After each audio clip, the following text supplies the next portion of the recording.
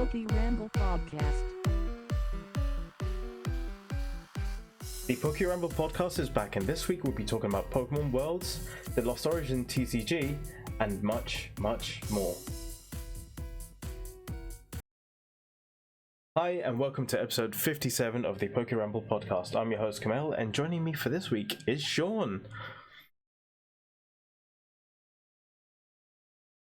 Siôn, you want to introduce yourself? Oh yeah, sure. Sorry, I didn't know if you were given another space of time. No. Hi, I'm Siôn, known online as Siôn the Sheep. Yeah, it's great to be here. Any affiliation to the actual Siôn the Sheep? No, none at all. No, Apart okay. from the fact I'm Welsh and I live in Bristol, so it's kind of tied to like Yeah. Aardman Siôn the Sheep. We won't make any such jokes. Yeah. But welcome to the podcast. It's good to have you. Yeah, thanks. It's good to be on. Like, I'm really excited to be just rambling about Pokemon this whole time. Oh, it's going to be good. It's going to be good. As I said, we're here for the Pokemon World Championships London experience. But I think before we go on to that, I think first we should probably talk about yourself and like how you got into the Pokemon franchise. Yeah, sure thing. So, I've loved Pokemon for basically most of my life at this point. So, I really got into the anime as a kid. So when I was maybe 3 or 4, my mum bought me all the VHS tapes and stuff. Eventually, she bought me a copy of Pokemon Yellow for the Game Boy. And then from that point on, I've kind of just been fully involved in Pokemon, from having the plush toys to every game when it comes out and getting the console with it as well. Buying the cards, even though I don't understand what they mean until like the past month or so. I've just been fully involved since. It's not really dipped. There's been like a few parts where like maybe during Gens 5 and 7 I wasn't as involved. But I think a lot of people No, our age is like that's the sort of time where things got a bit shaky, and then everyone got back into it and couldn't stop consuming I it. was speaking to a friend of mine about how like there's a theory some people have that like people kind of get that Pokemon fatigue after like a generation and a half or so. Mhm. So they'll get like really involved, sort of dip a little bit, and then go back in again. Because like his favorites were 5 and 7, but like I was most fully involved, I'd say, during like 4 and 6, I guess. Mhm. Yeah, it's an interesting theory. Yeah. I find it quite funny because a lot of people don't like Gen 7, but they do enjoy Gen 6, but especially Gen 5. So I'm just thinking that theory might hold water. So yeah, I feel bad for Gen 9 in that case. But Oh yeah, no, I feel like I'm gonna love Gen 9 still. yeah. So this is going to be a difficult question, but in terms of like because Pokemon is like a multimedia franchise, what part of the franchise do you like the most out of those? Oh, that is tough. Okay, so I have the most nostalgia and sort of sentimental value to the anime. Yeah. Just watching it so much as a kid, and like still to this day, like watching Pokemon Journeys, which has been like fantastic throughout. It's just really changed everything. It's like a culmination of Ash's journey and all the callbacks, and I think this is the only series to actually really respect Ash's growth and actually showcase this is what his journey has led him to. I think absolutely, yeah. Episode 3, for example, was like, I think in episode 3 you see like Ash and Go climbing this wall, and you see Ash like effortlessly climbing it, basically saying like, oh, he's been in so many adventures and journeys and done so many like physically like challenging things, like this is nothing to him. Meanwhile, you see Go like just struggling to get up that wall. So yeah, and like the references of like him growing to like sort of him and Gary talking at one point. Yeah. Like there's just so many callbacks as well, like you said. Like Journeys has been amazing. Like the anime still I hold really dear, but I would say that my favorite is the video games. Like to the left of me right now, I've got a glass cabinet just filled with like the Pokemon Mini. I've got like a Pokemon version of the Game Boy Color, and just stacks of games. They've been the thing I've like dedicated most of my time to, and most of my sort of passion has gone into playing the games. Yeah, no, I mean, there's so much to love about this franchise, and I think we're quite spoilt that the anime is so good, the games are so good, and the merch is just brilliant, making us broke constantly. Like, it's the biggest sort of multimedia franchise that has just nailed that cross promotion, I guess. So like the anime and the video games running at the same time, TCG also being tied in that. And then just all of it just working so well together, and then all the merchandise as well, and the beats they have going with all four of these different things sort of connected. Yeah. It just I like it's no wonder that there's so many fans that are still so connected to it just because of how consistent it is. And long may it continue. So, in terms of Pokemon, what is your favorite Pokemon? Okay, hands down, it's Munchlax. Oh wow! Straight away, like I have an instant Easy. favorite Munchlax. Like from day one, I remember like going on my grandma's computer with dial-up and like loading up a site and seeing an image of Munchlax, and it was like from that point I knew it was just a instant favorite. He's just a baby Snorlax. It's great. Like that's perfect. Pros: baby Snorlax. Cons: none. Like, Yeah, it started with that damn stinky. smile. And in terms of games, what's your favorite game?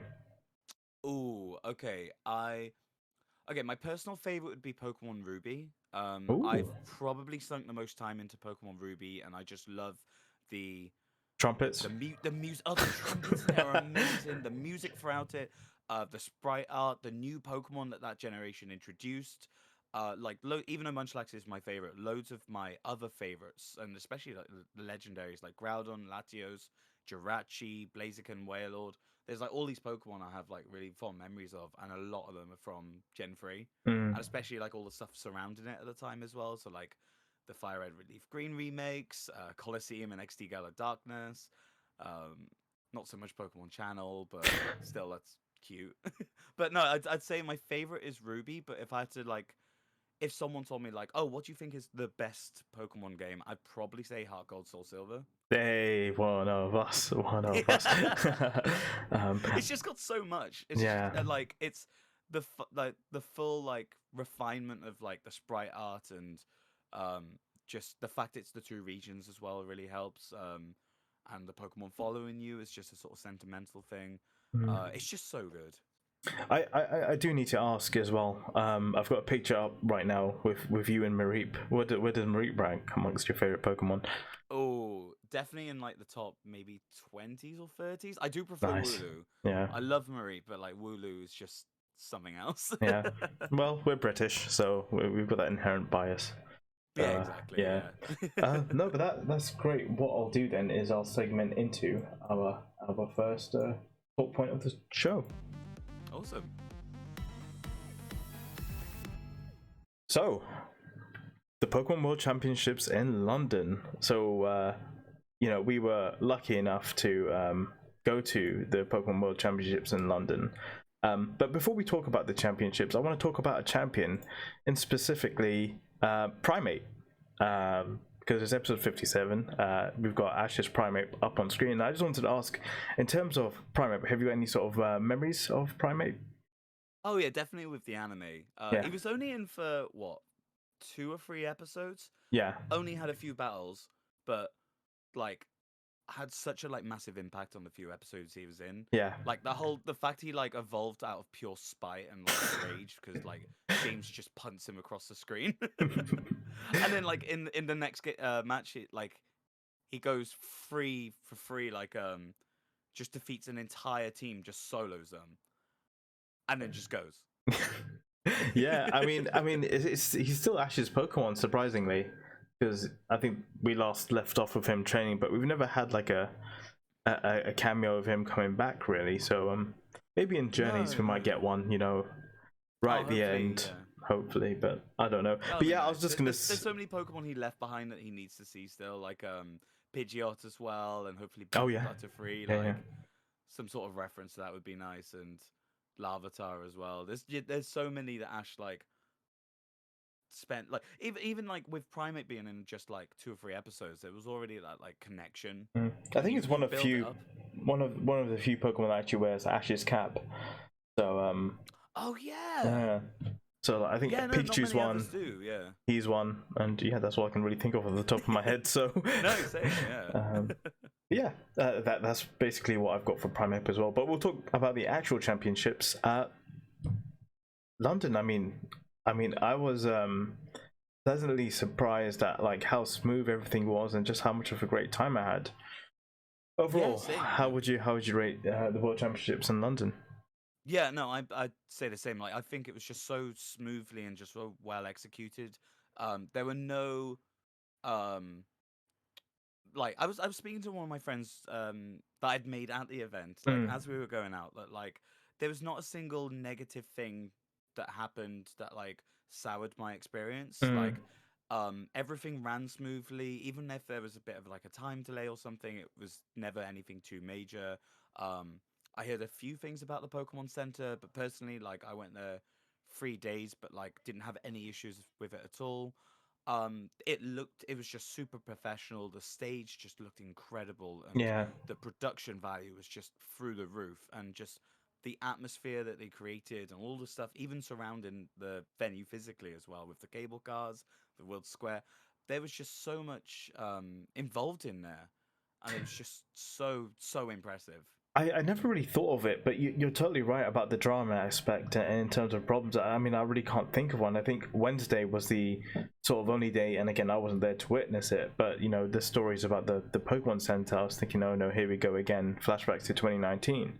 Oh god, But yeah, no, I was thinking that as well because I went there to the Pokemon Center back in 2019, and it was just a mess. Like I got lucky on the first day for that, but like mm, I heard because I was looking on Twitter, I was watching Joe from Cerebi live stream the Pokemon Center, and there was like a stampede of people going in, and like just so many people doing stuff. And then I saw the queues for the Wednesday, and it looked absolutely manic. I was like, oh no, I'm gonna be waiting another 5 hours again, yeah, aren't the I? reservation system apparently failed, and they were just said like get in the Oh, general that queue was a and whole stuff. other thing. Yeah. Yeah. So I when it went up the week before Worlds had started, and I had three different. I had my laptop, my work laptop, and I had my phone, all with the reservation thing, and it didn't work for like maybe 4 hours or something, and there was no communication from them at all about Oh it. no, yeah, At they one actually point, changed their mind as well about the whole reservation thing. I think twice because they announced it like 2 months before. You'll have to have like a ticket, and then you'll have to reserve. And then afterwards, they said nothing about it. Then they said, oh, you won't need a ticket, but you have to reserve. And then everyone was waiting for links, and they just shadow drop it. Like, wait, what's going on? yeah, It's yeah, crazy. and then when they shadow dropped it, it didn't work. But then eventually it did, and I had all these different reservations ready, and I turn up, and they'd be like, "Yeah, just go in." Yeah, But it surprisingly. wasn't even like it was super busy or there were queues for days or anything. We weren't seeing queues all around to the BBC building like we were for the uh, the centre back in 2019. Yeah, Like it just went so smoothly, and like there was enough space and stuff that people could move, yeah. and like everything there just ran so much um to like the timetable, I guess, like with the world's finals and everything, all the matches going on. There were a few delays here and there because matches would go over time a little bit, but Of like course, that's to be it expected, was though, just isn't it? so smooth, the whole thing. Yeah. Mm. Yeah, no, I totally agree, and I think we'll probably get into the specifics about each sort of segment of it. But should we start with the cable cast? Because this is something I didn't experience myself, because I literally went to Custom House each and every time. But what's this about the cable cars? Okay, so I saw the day before that like a few people were tweeting about these cars. So there's a cable car system that goes from I've completely forgotten the name. It's like Royal Docks to some other station, and then there's like a tube station near there as well. Mm. But it's like a 10-minute ride that just goes over the river, and they'd completely decked them all out to look like Pokemon themed cars. So every single one had a different type in. So I went into a water one. The guy next to me went into like a bug themed What's your one. favorite Pokemon type? Oh, I don't know. Maybe Ghost, Nice. just because there's like Cool. it's just a really cool type in and like the thematic sense of like just spooky Pokemon being Yeah. a type. Sorry, had to ask No, that. it's all good. Also love dragons as well because they're just cool. But no, like so every car had its own like typing theme, and then they would have four Pokemon on one side, four on the other. But then also the stations themselves would have themes around it. So there was a poster for Hoenn and going on to Route 112 and to Mount. I've completely forgotten the name of the mountain Mount in. Silver. No, that's in Gold and Silver. I yeah, but it was basically is it Coronet? Oh yeah. Gen Yeah, yeah. 4. So it was like Route 112 to Coronet, Yeah. and it had like their cable car system, so it looked like an advert for that. And then when you were in the cable car itself, it had like departure times for Route 112 and to Galar, and it was incredible. Like the amount of stuff that they changed to the station. They had all these like fake adverts for like Jigglypuff singing in Ecruteak City. There was like Visit Alola and like wheezing perfume and stuff. And then when you went into the cable car, there was all the little details inside, and it was just such a just a magical experience to like. Luckily, I was able to have this as like on my way to Worlds. I happened to have to change around that area, so I'm Yeah. like, oh, I'll just get off, walk a little bit, and I'll just go on the cable car. And it just made making the journey to Worlds just that little bit more special. Yeah, it's definitely memorable. You know, it's like you're not in Kansas anymore because No, it was exactly that. It's like everything going from black and white to color, but it's just going from standard London life to nothing but Pokemon. Like anywhere you look, Yeah. like even the barriers to go in and out were like Pikachu and Eevee. There was a Pichu, there was a Morpeko and Munchlax, which of course I got loads of photos of. So yeah, no worries about the trains. Just take a cable car. But so you've got to you know the London XL where the World Championships was being held, and you managed to get into the opening ceremony. Yeah. So this was a really cool experience. So like when we got there, you just had to wait to get your spectator pass, and they gave you 2 booster packs for free as well with that, which was Really cool. surprised me because the tickets itself, for context for people listening, was about £10. You know, maybe $13-14. And Yeah, they had you never did have met. to go on a website on a specific time though. There were like free windows of like being able to get a ticket. It was like something like 8 p.m., 1 a.m., and 4 a.m. for us, or something like that. And you just had to be lucky to buy it there. But When- it's so for the amount of stuff that there was there, even if you weren't like paying for side events and stuff, like £10 amazing for that. Well, you got 2 packs of Pokemon cards, which typically cost you Two £3 Astral Radiance each. as well. Yeah, so essentially it was like £4 for 4 days, which Yeah. blows my mind. That's mad. Yeah. So you've got your pass, you've got your Pokemon cards, which nobody really expected. So like everyone's just like we're huddled in. They had a hangar that was specifically waiting for people to sort of build up in before they then opened the main hall. And again, that was like the whole like Willy Wonka situation where you're going into the room of candy and sweets and everything, and everything's themed. So everyone was just waiting in this like boring like just hangar basically. The shutters open and you go across the hall, and then these other shutters open, and then that's where it like let everyone into where the stage was and where all the side events were going to be.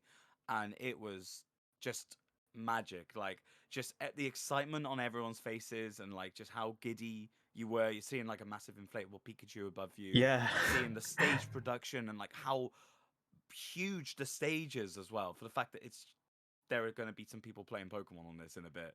It was incredible, and it was just such a great atmosphere, like leading up to it, and then just being sat down, and then the actual production of like Ishihara coming on stage and just giving a few announcements and just welcoming everyone after like how long it had been without a World happening.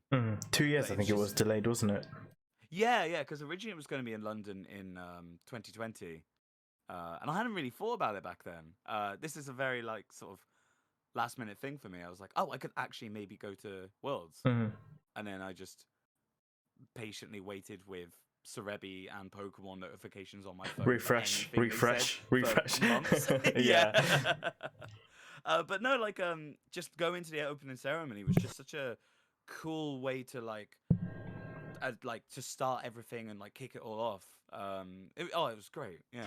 My World's journey started on the Thursday, because Wednesday I was like, there's nothing much really happening. You pick up your badges, maybe go to the Pokemon Center, but I think in terms of like the competitions and stuff, everything was starting on the Thursday. So I came in on the Thursday at around 11 a.m. to 12 p.m.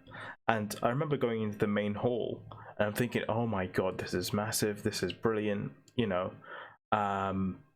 And then like I sat down on one of the chairs and I was watching like the VGC on the big screen. I was thinking, oh, this is so awesome. And then like half an hour passes and I noticed some people like walking ahead of me down these stairs. I'm like, where did those stairs go? Like, so I followed them. I went down the stairs, like, oh my god, there's an actual huge main stage. And I was like, so I was sitting in the main hall thinking, oh, this is awesome, this is brilliant. And then like I go down, I'm like, oh my god, this is different. This is completely different. So I got there on the Thursday as Yeah. well because like I'm not competing in anything, and Yeah. I didn't want to go to London, spend an extra X amount on a hotel for an extra day just to pick up my pass and go to the centre. Yeah.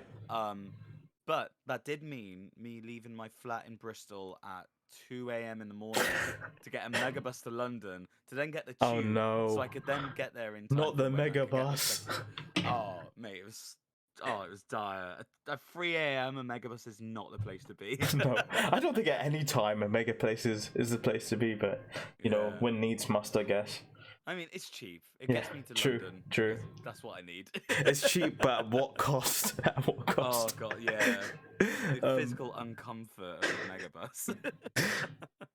But yeah, no, I mean, I dare say it was probably worth experiencing the opening ceremony, because I had to watch sort of like the opening ceremony on my phone, and that's when they announced the Pokemon Masters like anniversary pairs, and I was like so hyped for it because I love that game. yeah. So yeah, Oh, and there was a really funny thing, like within the crowd, I like similar to the closing ceremony as well.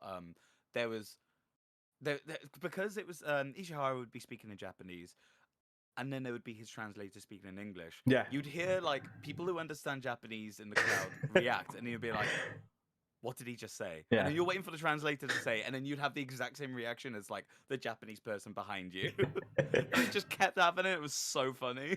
It turns out "let's go" translate into "let's go." Yeah. yeah. Talking about "let's go," let's go over to the Pokemon Center, which you got to visit. Tell me more about the Pokemon Center and all the merch that you encountered, because I spent a bit too much myself as well on this I was this gonna place. say I spent way too much as well. Yeah, again, they went all out on the Pokemon Center. It looked incredible. There was a map and everything. But it was really spaced out as well, because with the when we had the Pokemon Center at that shopping center back in 2019, it was very close together. It wasn't that much of a selection. It was just It was all basically the... like being in a Starbucks at a tube station. Oh my god, yeah, no, it was basically the size of that. Yeah. Yeah. But with this, it was so spaced out, and like everything kind of felt like it had its own section. So as you walk in, go around, someone gives you your bag. It's a massive bag. You're like, I know I'm gonna spend money. I've got a big bag. They were actually really huge for They no were necessary huge. reason. That's probably why I ended up buying more than I Yeah. like initially. Like, I had a list of things I wanted to get, but then you just see more and more. You just look at your big and then bag, just like, keep I haven't adding. filled this up that much. I haven't spent that much, and by the time you get to the tills, like, oh wait, hang on a minute. Yeah.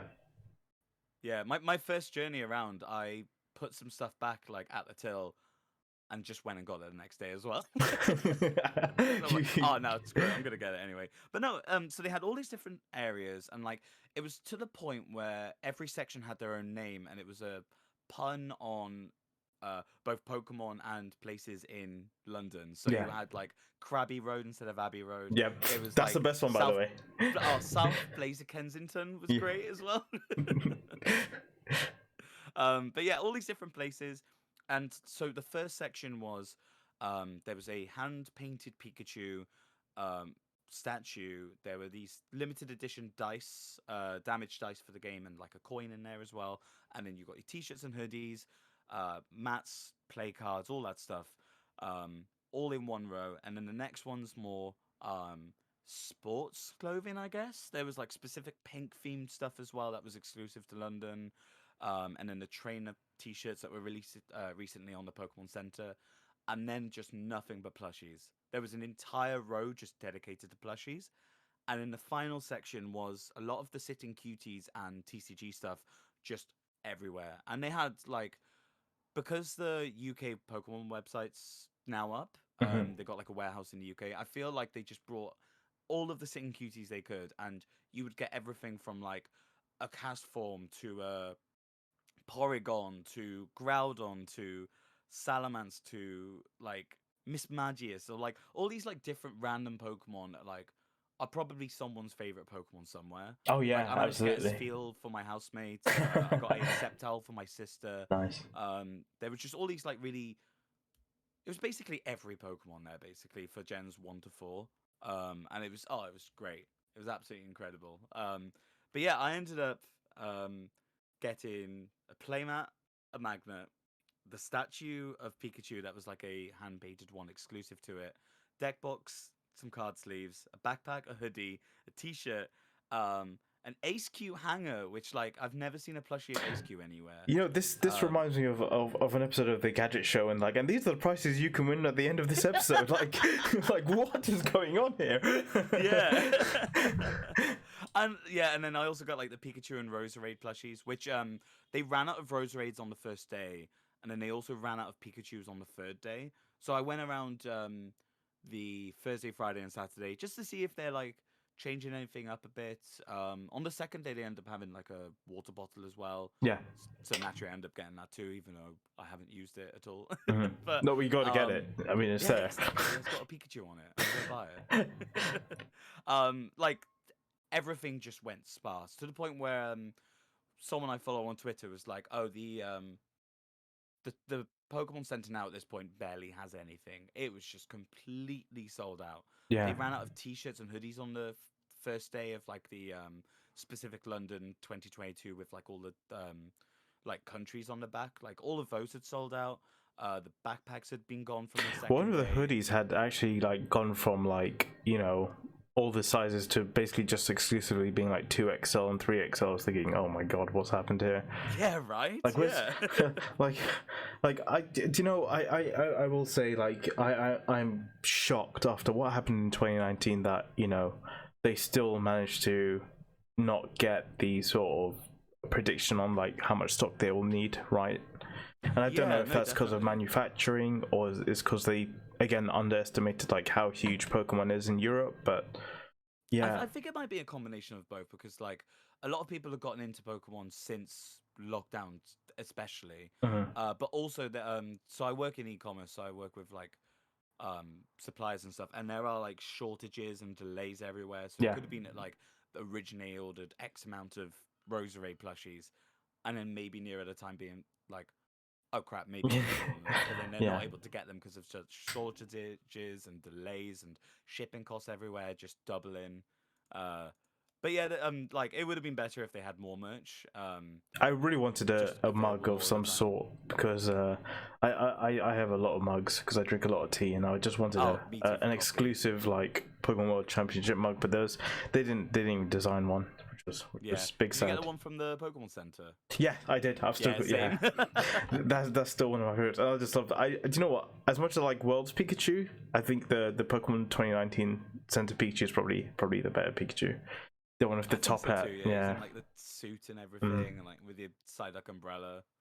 I do want to give the Pokemon Company some credit though, because they did have a sort of tactic where they would save some stock, exclusive stock for the next day, and so there were refreshes in the morning, apart from Sunday morning where they just basically used up the stock on Saturday. But they did Yeah. sort of have a plan for some people to be able to get the exclusive merch. But yeah, again, if you want this stuff now, it's going to be on eBay for premium prices for, you know, predictable reasons. But yeah, I got a lot of stuff as well, and I think, you know, me just being a fan of Pikachu, I think my favorite piece of merch was the exclusive Pikachu. But if I had to pick something other than that, then actually the Switch case, which was surprisingly cheap. That was quite Oh, it was quite like a nice pickup. £12, wasn't Yeah, it? I was very surprised. I was like, how can I not get this? Because the design of it just looks awesome. So, Oh, see, that was one of the items I put back, and I went to get it the next day, and they'd completely sold oh out. no, I'm sorry. I'm gutted by that. Yeah. Yeah, but like I managed to get like the water bottle and damaged ice that next day Do you want the instead. good news or the bad news? Give me the bad news first, and then give me the good. It'll set you back a bit, but the good news is it's on eBay. So. Oh, good stuff. Actually, I'll have a look right now and see how much like people are flogging it for. But what was your favorite piece of merch that you picked up from the Pokemon Center? Probably also the plushie. I just think it's super endearing. It's really sweet. Yeah. Either that or the statue. Like when you were going into the center, there was a video that was playing of the actual production of each of these statues because they're all hand painted and hand done and molded and everything. Yeah. There was a video as you're going in of like the actual entire process of like how it got made. I think that Mhm. made it really special as well because you saw it's not just it's not just something that's like mass produced on a factory line or something. There are people actually hand molding and like painting these things, and I think that I was think really they ran cool. out later on the Thursday as well. Oh damn, Yeah, really? yeah. Oh heck. So good, get that. So you haven't got the Switch case, but you got the Resetsu. If you want to swap, just let me know. We can just do a Okay, one for one. I've got the results. Yeah, go on. They will set you back, and this is with bids on it as well. Yeah. £63 Ooh. for that case. Well, some suckers That's gonna with buy it, aren't bids. they? So Yeah. why didn't I buy two? No, I'm just joking. I would never do that. I wouldn't do that. No. But yeah, no. Again, I was pleasantly surprised, especially because after Wednesday and hearing all the bad stuff about what had happened with the queues and whatnot, like turning up on Thursday about 2 hours before my reservation, they're like, yeah, just walk, and then there was no queue, just walk inside. I was pleasantly surprised, and I think something that made me laugh inside the Pokemon store is there was a lot of politics going on when it came to the small plushies right at the end of the Pokemon Center, because everyone's like, "Oh, if you've got the Mudkip, I'll trade you for the Trico," and it's like, No way. I was like, "Oh, That's this so is good. amazing!" Yeah, it's so good. And like people are like, "Have you seen the Mew? Have you seen the Mew?" I'm like, "I haven't seen the Mew." I did a similar thing where I was just asking people if they'd seen a Spheal anywhere because I saw one day and they had like restocked them in a different location. I'm like, I've got to get a Spheal. Mm. I do also appreciate that, whilst they could have said, look, if you want all this stuff, like, you can go on our website and we will just stock exclusive merch here, that you could just go to the center and just pick up the stuff that otherwise you'd probably have to pay shipping for online. So that was pretty cool. Yeah, and it's just nice to see that stuff in person. Yeah, as well. exactly. Like just Yeah, to be able to hold it and be like, oh yeah, actually this does look good. Or because nah, sometimes this looks a bit photos naff, I'm not going don't to." make don't give you the right impression of an item. Like those kind of like trainer shirts, I thought they looked a bit tacky, and then seeing them up close, you're like, oh wow, these actually look really quality. Like those Oh, same, I Team saw loads Water, of Team people. Fire, those kind of shirts. Loads of people were wearing those like throughout the event. I'm like, Yeah. I kind of wish I don't know if I'd get away with wearing this myself. I don't know if I'd suit it, but like, it looks so cool. Yeah. Hey, well, that was the Pokemon store. If there was one item you could have added to the store, do you have anything that you would have liked to see?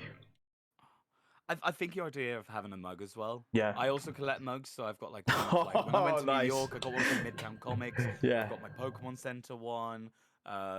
Like I think that would have been a cool, especially like in London as well, or like something involving tea and coffee, I guess. Yeah, like a Poltergeist mug, like they have Oh my those. god, or a Yeah, Sinistea, like yeah. China cup or something. Yeah, Especially yeah. since they were giving away a it's the only in person event gift you can get in Sword and Shield ever was Sinistea with a Moo Moo milk. It's genius. It's just genius, isn't it? Oh, that would have been great, yeah. But yeah, that was the Pokemon store. But you went to Worlds. Were you expecting to compete yourself? Not compete, no. I was hoping to like just play a bit of the game casually and just sort of get an idea for it myself. Yeah. But it was more to watch what the best of the best looked like Yeah. and just kind of get like, okay, right. If I ever get competitive in any of these, this is what I need to like aim towards. Yeah. But you did end up, so in the main hall there were a lot of like seats and desks, and there was a section for the actual competitors who were there, who had qualified for Worlds 2022, and you had all these different matches going on whilst there was one featured match on the screen. But there was a section where like lots of people could sign up as an open invitation and play the TCG for like these I think they were like points, weren't they? Like paper points or something along the lines of that. Yeah. So they were called side events. Yeah. So every day they had a different schedule of different side events that would be happening. Mhm. So this varied from a if you just want to drop into a random VGC Sword and Shield tournament, or if you just wanted to play the card game or Pokemon Go Great League Battle against a group of people. There would be things to organize that for you, and you had like a little buzzer that you could take to be called over when there's enough people for it. Yeah. But there were loads for people like me who aren't super competitive already and just want to sort of do sort of entry level stuff. So there were 3 different side events I like properly took part of. TCG wise, there was one called the Ditto Draft. Where did you hear about the Ditto Draft? Oh mate, I literally went to Worlds, and what I did for 3 days was literally sit on my ass and watch the action. So I have no idea what was going on with these side events. So please enlighten me. Oh, okay. I kind of did the opposite, where I just kind of just became a social butterfly and just went everywhere and barely watched any of the matches as they were happening until the finals. Yeah. But basically, okay, so they had the Ditto Draft where you paid £5 and you would get 1 booster pack of Astral Radiance. You have to use that booster pack to make a 10-card deck. You can swap cards out for Rainbow Energy, so any energy would be Rainbow Energy. Any basic Pokemon will evolve into a Stage 1, any Stage 1 evolve into a Stage 2, or you could use the Ditto to evolve a basic into a Stage 2 and end your turn there. This made for like really interesting, just spur of the moment matches like that, and it also like it's changed how I have booster packs going forward because I'm gonna do it a lot with friends now. Yeah. Because it means you're like using them rather than just open them. You're like, oh yeah, loads of trash. Yeah. Didn't get Rainbow V, whatever. Like you're actually using it in some competitive way and just seeing how these cards work in the sort of smaller scale of it.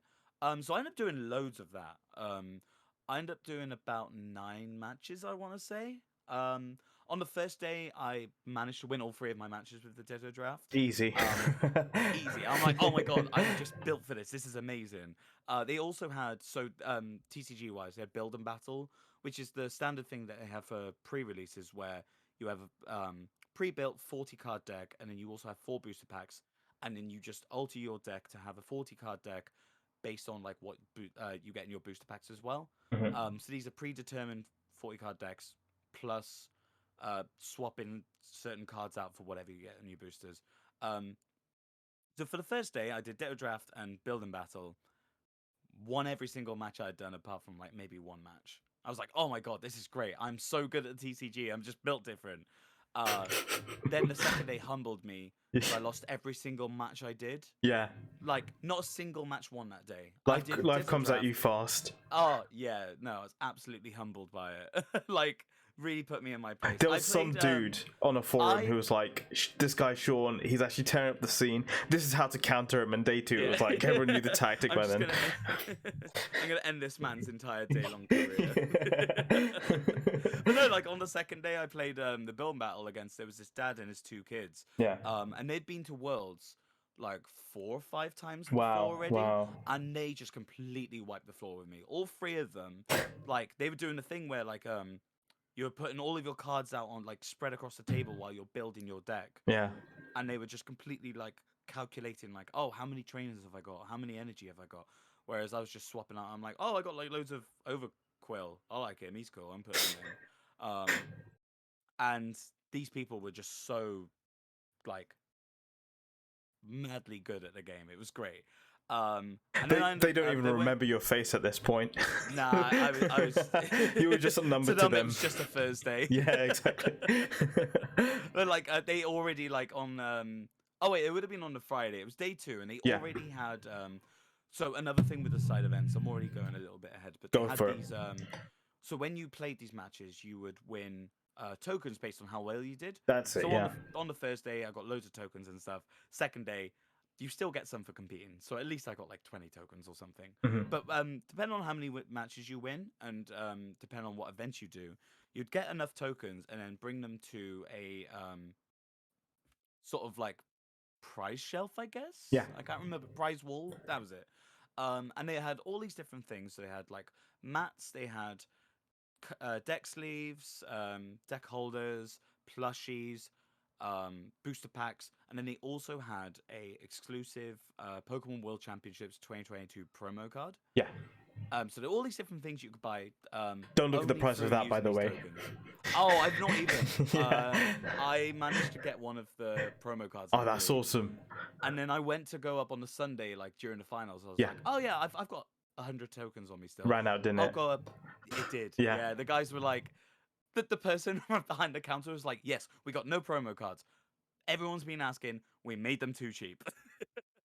Yeah, my friend wanted to get one for another one of his friends who can make the Sunday. So he spent like most of the morning during the TCG when the TCG was on the main stage, trying to farm those tickets, and in the end it didn't even I matter. spent my Sunday doing the same as well. Yeah. But yeah, I played some on the Sunday where I did a build and battle and I did a Ditto draft, and I managed to like win enough. I think I like won 3 matches, lost 3, but I got enough tokens that I could have got a second promo card, just so I can like get one graded, have one be sentimental. But then like when I went up to go get them, they were completely out. So instead, I got a deck box, some sleeves, some booster packs, and then I kept one of the tokens as a memento. Yeah. But no, it was a really cool idea. So it was very TCG focused, but there were also VGC stuff. So you could do competitive VGC around against other people. And there were like certain tournaments going on. There was a Malamar tournament that my mate took part of, where you did the entire tournament with your DS. Your DS. Oh my god! Your Switch upside down. Wow. So you play the entire match against someone holding your Switch upside down. That's incredible. You like select the wrong hilarious. slot and you're like, oh no, I've just streamed into a ground type or something. Yeah. It was mostly like people just making misclicks. So it was like all standard like competitive matches against each other, but like people just making mistakes. I didn't take part in that one, but I did take part in a thing called a Catch Cup, where it's another entry level thing where you've got half an hour in a certain area of Sword and Shield where you catch your Pokemon and make your team there and then you fight people using just the Pokemon you caught. I love that. Regions. I love that so much. It was so good. So they had it was routes 4, 5, and 6. Yeah. You had half an hour to just load up Cerebi, have a look on what's in each different route, and be like, oh right, so there's a Berserker in this, but the moves aren't that great. Like for those levels. Oh, I could maybe get a Dusknoir, maybe if I could trade with someone and like add them in enough time, and they also wanted to take time out for it. There were all these different things, and it was just so interesting, like because people are panicking. Like you're not like thinking of any meta of like all of the Pokemon in that region. You're not thinking of like, oh, I could do this or that.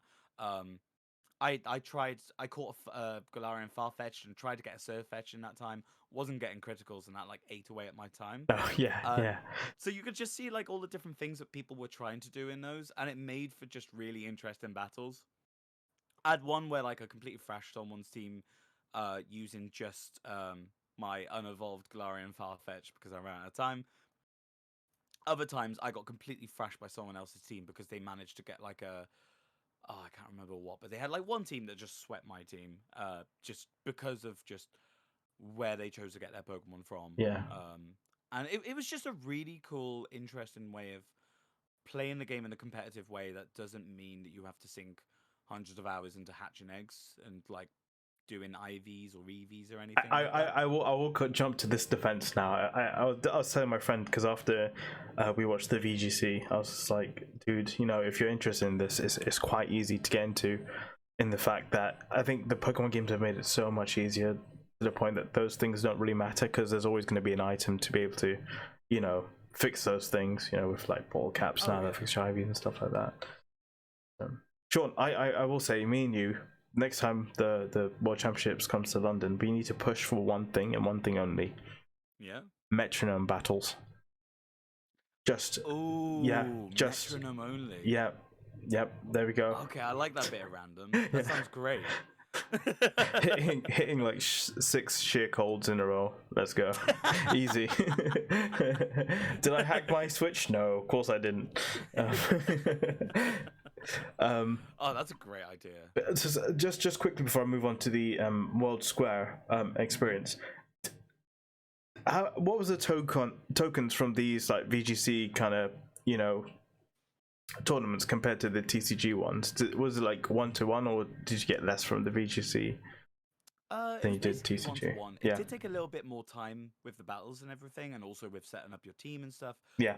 But from what I remember, if you whoever's first place, so whoever has the most wins, got 50 tokens. Wow. And it went, so yeah, it was a lot. So it was 50 tokens, 40, 30, 20.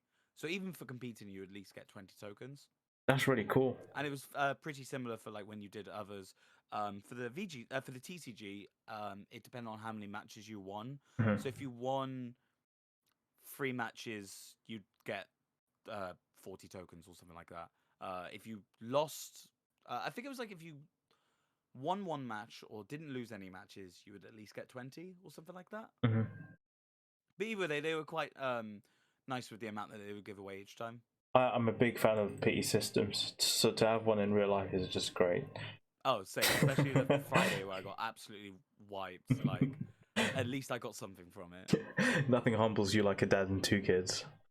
Nah, I'll never live that down. I want to talk about the Pokemon World Square because again, this is another bit that I stood outside of, but I never really went in. So what was that experience like? I heard there was free food. Yeah, so they had this thing that was organized by a outside company. I've forgotten the name of it, but it's like some kids company that does events. Yeah. And at first I thought, oh, this might be like a very tacked on, like, oh, they're not gonna get the like essence of Pokemon. Yeah. Probably read a marketing like deck about it and then just like trying to go off of that. But like it was really well organized. It was really professionally done. There were all these different things you could go in there. So you'd get a wristband for like a specific time you could go in there.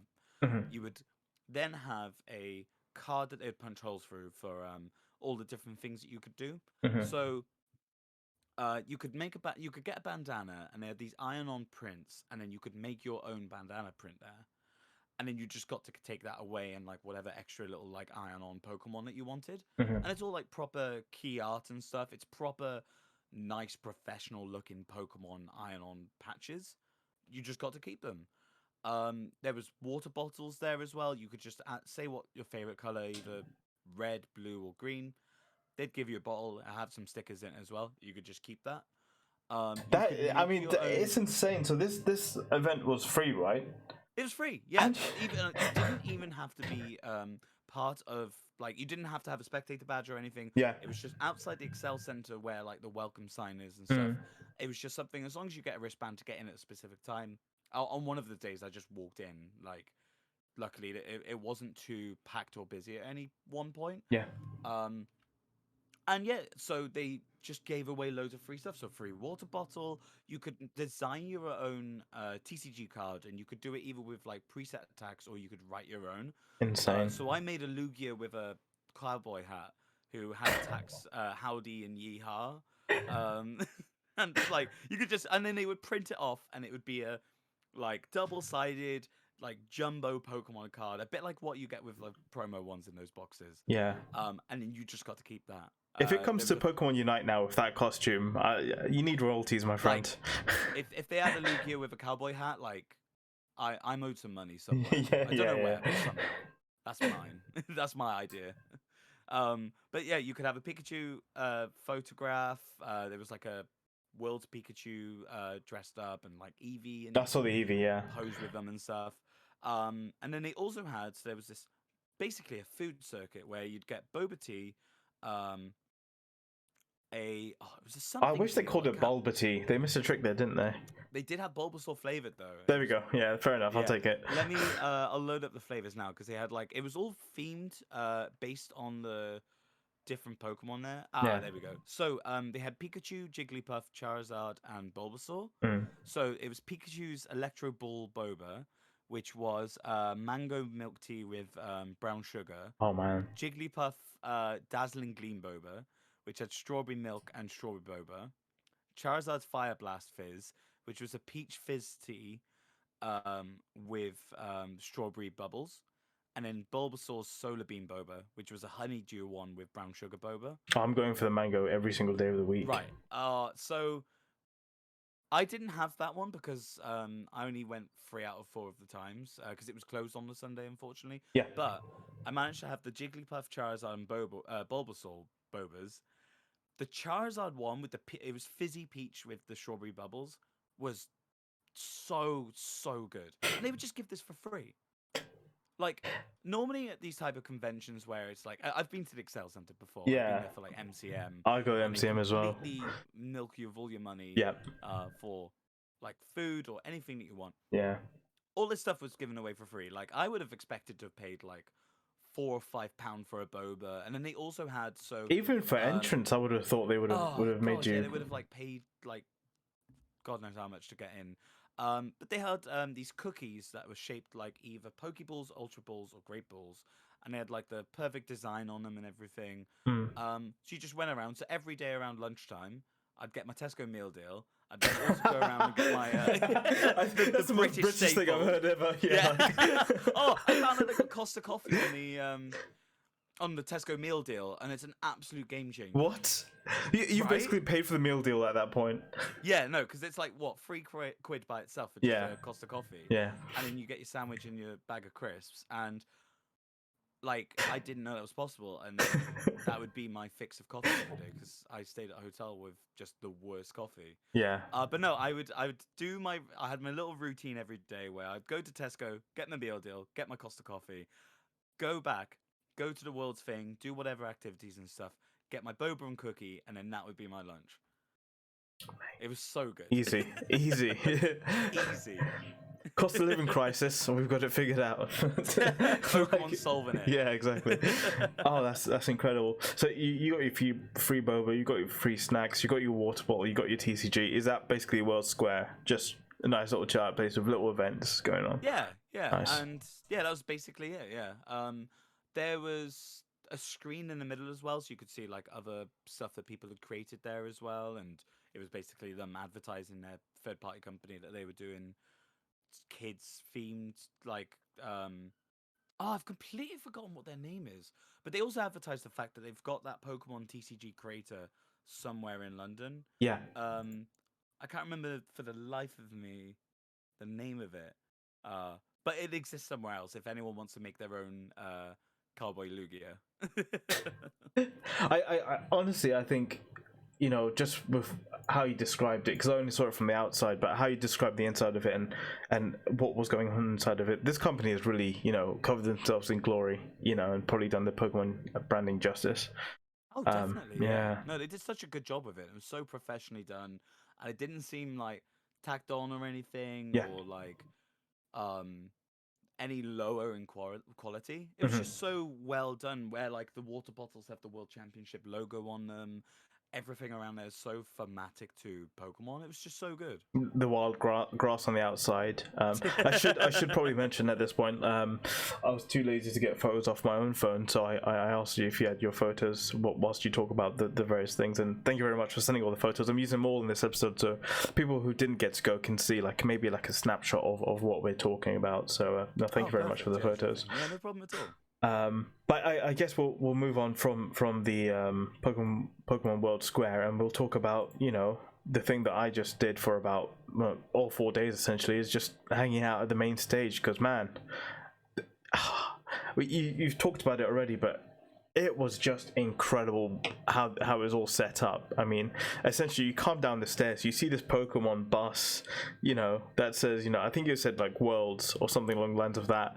And then you had on the side of the bus you had like the Pokemon logo, and you look at the main stage, you've got all the different London landmarks. You got people coming out of like a telephone box when they're coming in for matches. That was such a nice extra like feature to it as well. Yeah, Like it was so like light-hearted and fun for like, oh, this person against this person, and they come out from like opposite telephone boxes. it was so like good. a Doctor Who but for Pokemon, just like the Pokemon TARDIS. Yeah, exactly. And what I found like really interesting, and there's some things that I loved about this and some things that I didn't really like about this, but it was the way they had like 4 stands, and depending on what stand you sat in, you could sort of like view and hear, well, from whatever stand you sat in, you could see everything, but they had speakers adjusted so that you could hear, you know, the competition that was going on for that screen nearest to the stand that you were in. And that, I thought that was a really cool way of like showcasing like each sort of like competition, because we had Pokemon Go, Pokemon TCG, Pokemon VGC, and Pokemon Unite. And I think for like Thursday, Pokken had its own like little area, and then they had switched it to the main stage on day 2, I think, when the finals were supposed to be happening. But I really liked it, but I think sometimes the sound quality from one screen faded over to another screen, so sometimes it was like kind of hard to hear the commentary. But what do you think of the whole setup? Yeah, I think like given the amount that was going on and like so many people being there for so many different reasons, Yeah. I think like they did the best they could in like having just that one setup for 5 different games. I do think it would have been better though, like because Pokken had their own segment. Little mini stage, They had yeah. like their own little section somewhere. Mm, I think they would have benefited from having that for Go and Unite as well, yeah. rather than like there were some times where you'd be in that main area and it's very overwhelming, especially if like some people have like sensory issues or something. Hmm. You've got 4 massive screens with 4 different commentaries over the top of the game sounds. Yeah. Um, luckily, like I don't have those issues myself, so I could like sit down and I could focus on the sound coming from a specific one and look Yeah. at this one Yeah. screen, and your eyes would like dart to the other one. And Yeah. it's like very You overwhelming. hear some screaming, you're Um, like, wait, what's going on? yeah, yeah, it did get a bit Yeah. stressful at times, and there was one point I did in the drive.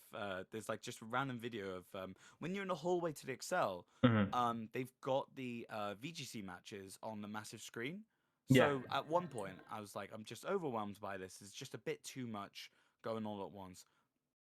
I just went into the hall, charged my phone, had my Tesco meal deal, and just watched the VGC on a massive screen with no sound. Yeah. And it was just so much more It was relaxed. chilled Yeah. and relaxed Yeah. for sure. Yeah. I think they would have benefited from either having like each of them have their own sections, Yeah. or at least limited. Yeah, like limiting the main stage to be specifically for one thing at one time. The Excel definitely has more holes they could have used and maybe said, look, if you're here for Pokemon Unite, which I primarily for like Friday and Saturday, you know, Pokemon Unite was basically my main focus, basically to watch.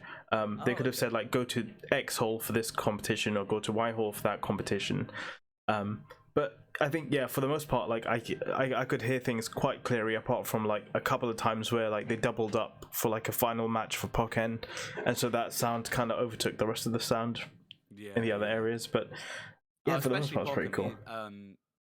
The audience for that was just mad. Yeah, yeah. Well, I guess it was Absolutely its send off as well, wasn't it? So yeah, it would be the last time it features in the World Championships. which is a shame. But I was talking to some people that were like fans of Pokken, and they were sort of saying like the scene's basically dying, but there's only like a few actual competitors who are there for every like kind of tournament. Like they're running out of players, so yeah, maybe we can get like a Pokken 2 coming soon or something like that. A chance for it there. There were loads of people just going Pokken 2, like right at the finals. Yeah. There's a small but very very dedicated community to that.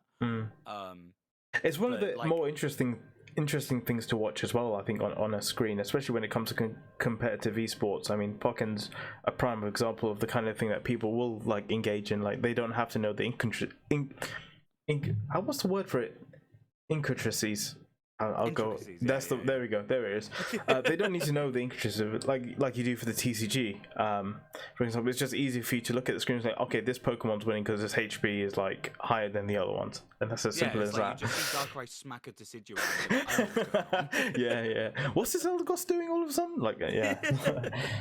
No, it was really cool to watch, especially the commentators for Pokken were so good. I think some of my favorites. Yeah. They were just so lively and really involved, and the way that they were talking about it felt so much like you see like the commentators for Street Fighter, Tekken, Mortal Kombat, like those type of fighting matches where it's just constant like high energy throughout the entire match. They were just completely on it. Even and it was just so fun to watch. Even when they were on the small stage up in the main hall instead of like the main stage, you could hear the commentators. That's how like sort of like into it they were. That's how loud they were, and it was just fascinating to hear. You know, not being able to see it, but actually being able to hear it. Simply incredible. There was one of the days where I was walking around on the Friday, and I just heard the amount of. It was either the Thursday or Friday. I just heard the amount of noise coming from the Pokken stage. I'm like, I have to go. Yeah, it's Thursday because Friday they moved over to main stage for the finals. On Friday, yeah. Oh yeah, so it would have been on Thursday, and it was Shadowcat in the either quarter or semi-finals, just absolutely destroying someone 3-0. Yeah. And he was just so good, like the timings of everything and like what he did, and people were just so hyped for it, Yeah. and it was just so cool. There was also like a massive community aspect to it, Mm. and they even said that like during the finals that Shadowcat was like a community funded player, Yeah, where he yeah, wouldn't be yeah, able yeah. to afford to come over if it wasn't for the community coming together and being like, we need you, the best of the best, to be able to come to Yeah. Worlds. Yeah. I think that was just incredible, and the fact that he won was just such a Well, lovely sentiment and a send off for a Pokken tournament. I was talking to one of the guys, and he was telling me, like, because I wasn't following Pokken as much as I was like looking at TCG on Thursday, and then obviously Friday I was focused on Unite. But he was telling me Shadowcat went into the losers bracket and had to overcome the losers bracket and then go to like the finals match, beat the guy once, beat the guy twice, and then go to a bracket reset and beat him again to actually get the whole entire. Absolutely crazy, but you love that. You love to hear. Mad. Yeah. So I was originally going to watch. So one thing we haven't mentioned yet is they also had a cinema, like outdoor cinema with deck chairs. Was that so? Was that at the world? Was that the World Square, or was it? So it was right next to the World Square. You know where the welcome sign was? Yeah, just yeah, outside? For one day, they had like a massive screen there, and they put out deck chairs, and they gave away Pokemon themed popcorn.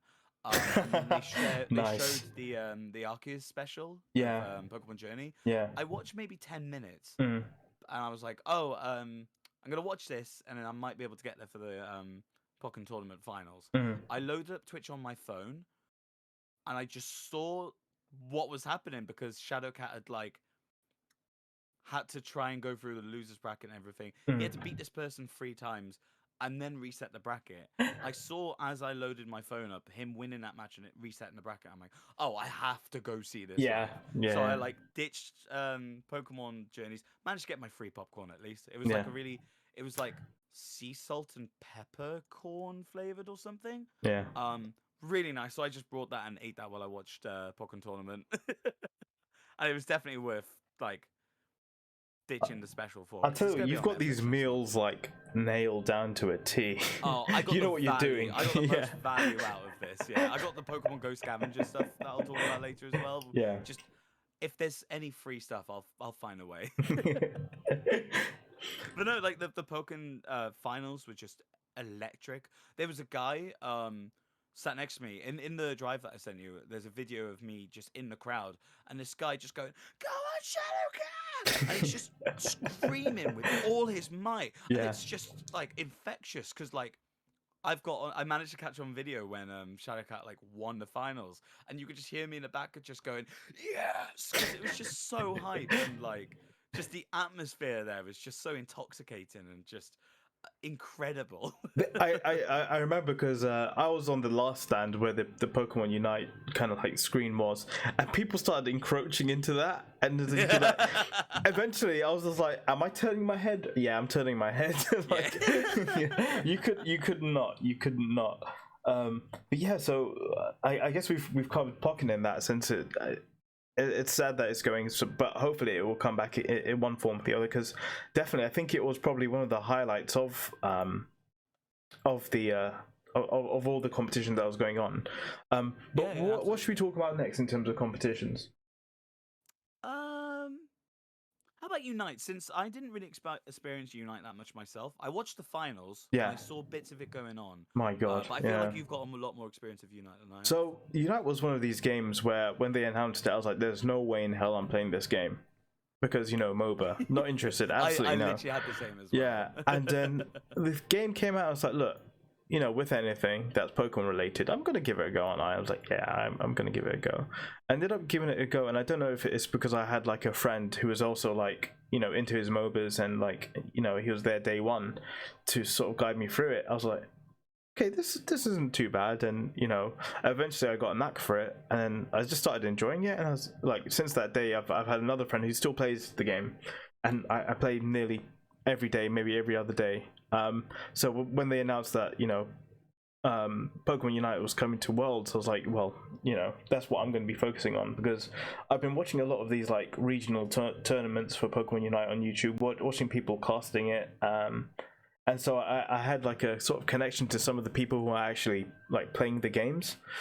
And so yeah, it was incredible to watch. And I think you were saying earlier about production values and how much Pokemon had put into worlds in terms of production value, and it was no different for Unite, where you had like each team on either side of the stage, and they had like these cameras on top of the monitors, and like they had these LED panels like below them, and you could see like on the top screen like the action that was going on in the game, but on the bottom screen you could see like what each emotion the players are going through at that one moment or at that one time.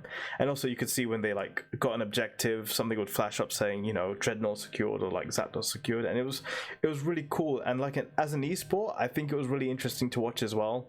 So that had my attention for the most part. But what was really interesting is some of the competitors, after they had played their round or like were in between rounds, they would come and like sit down. Like some of them would come and sit down with us, and so like wow, in the background you could hear like what they were going through, or what went right, what went wrong, or sort of like I remember like one of the competitors, and I won't say from which team he was at, but he was like, we came into this way too arrogantly, and we thought we could turn up and like force our own meta, because each region have got their own sort of meta and their own way of kind of playing. And like one of the teams thought they could just turn up and play their own game and not adapt to the other team, and by the time they got into the game and realized that, oh no, we need to change things quickly, it was a bit too late for them. What was good is that you had like a losers bracket and stuff like that, so like teams did have a chance to sort of come back into the competition. But it was really interesting getting like that inside baseball from some of the teams, and hearing what they were going through.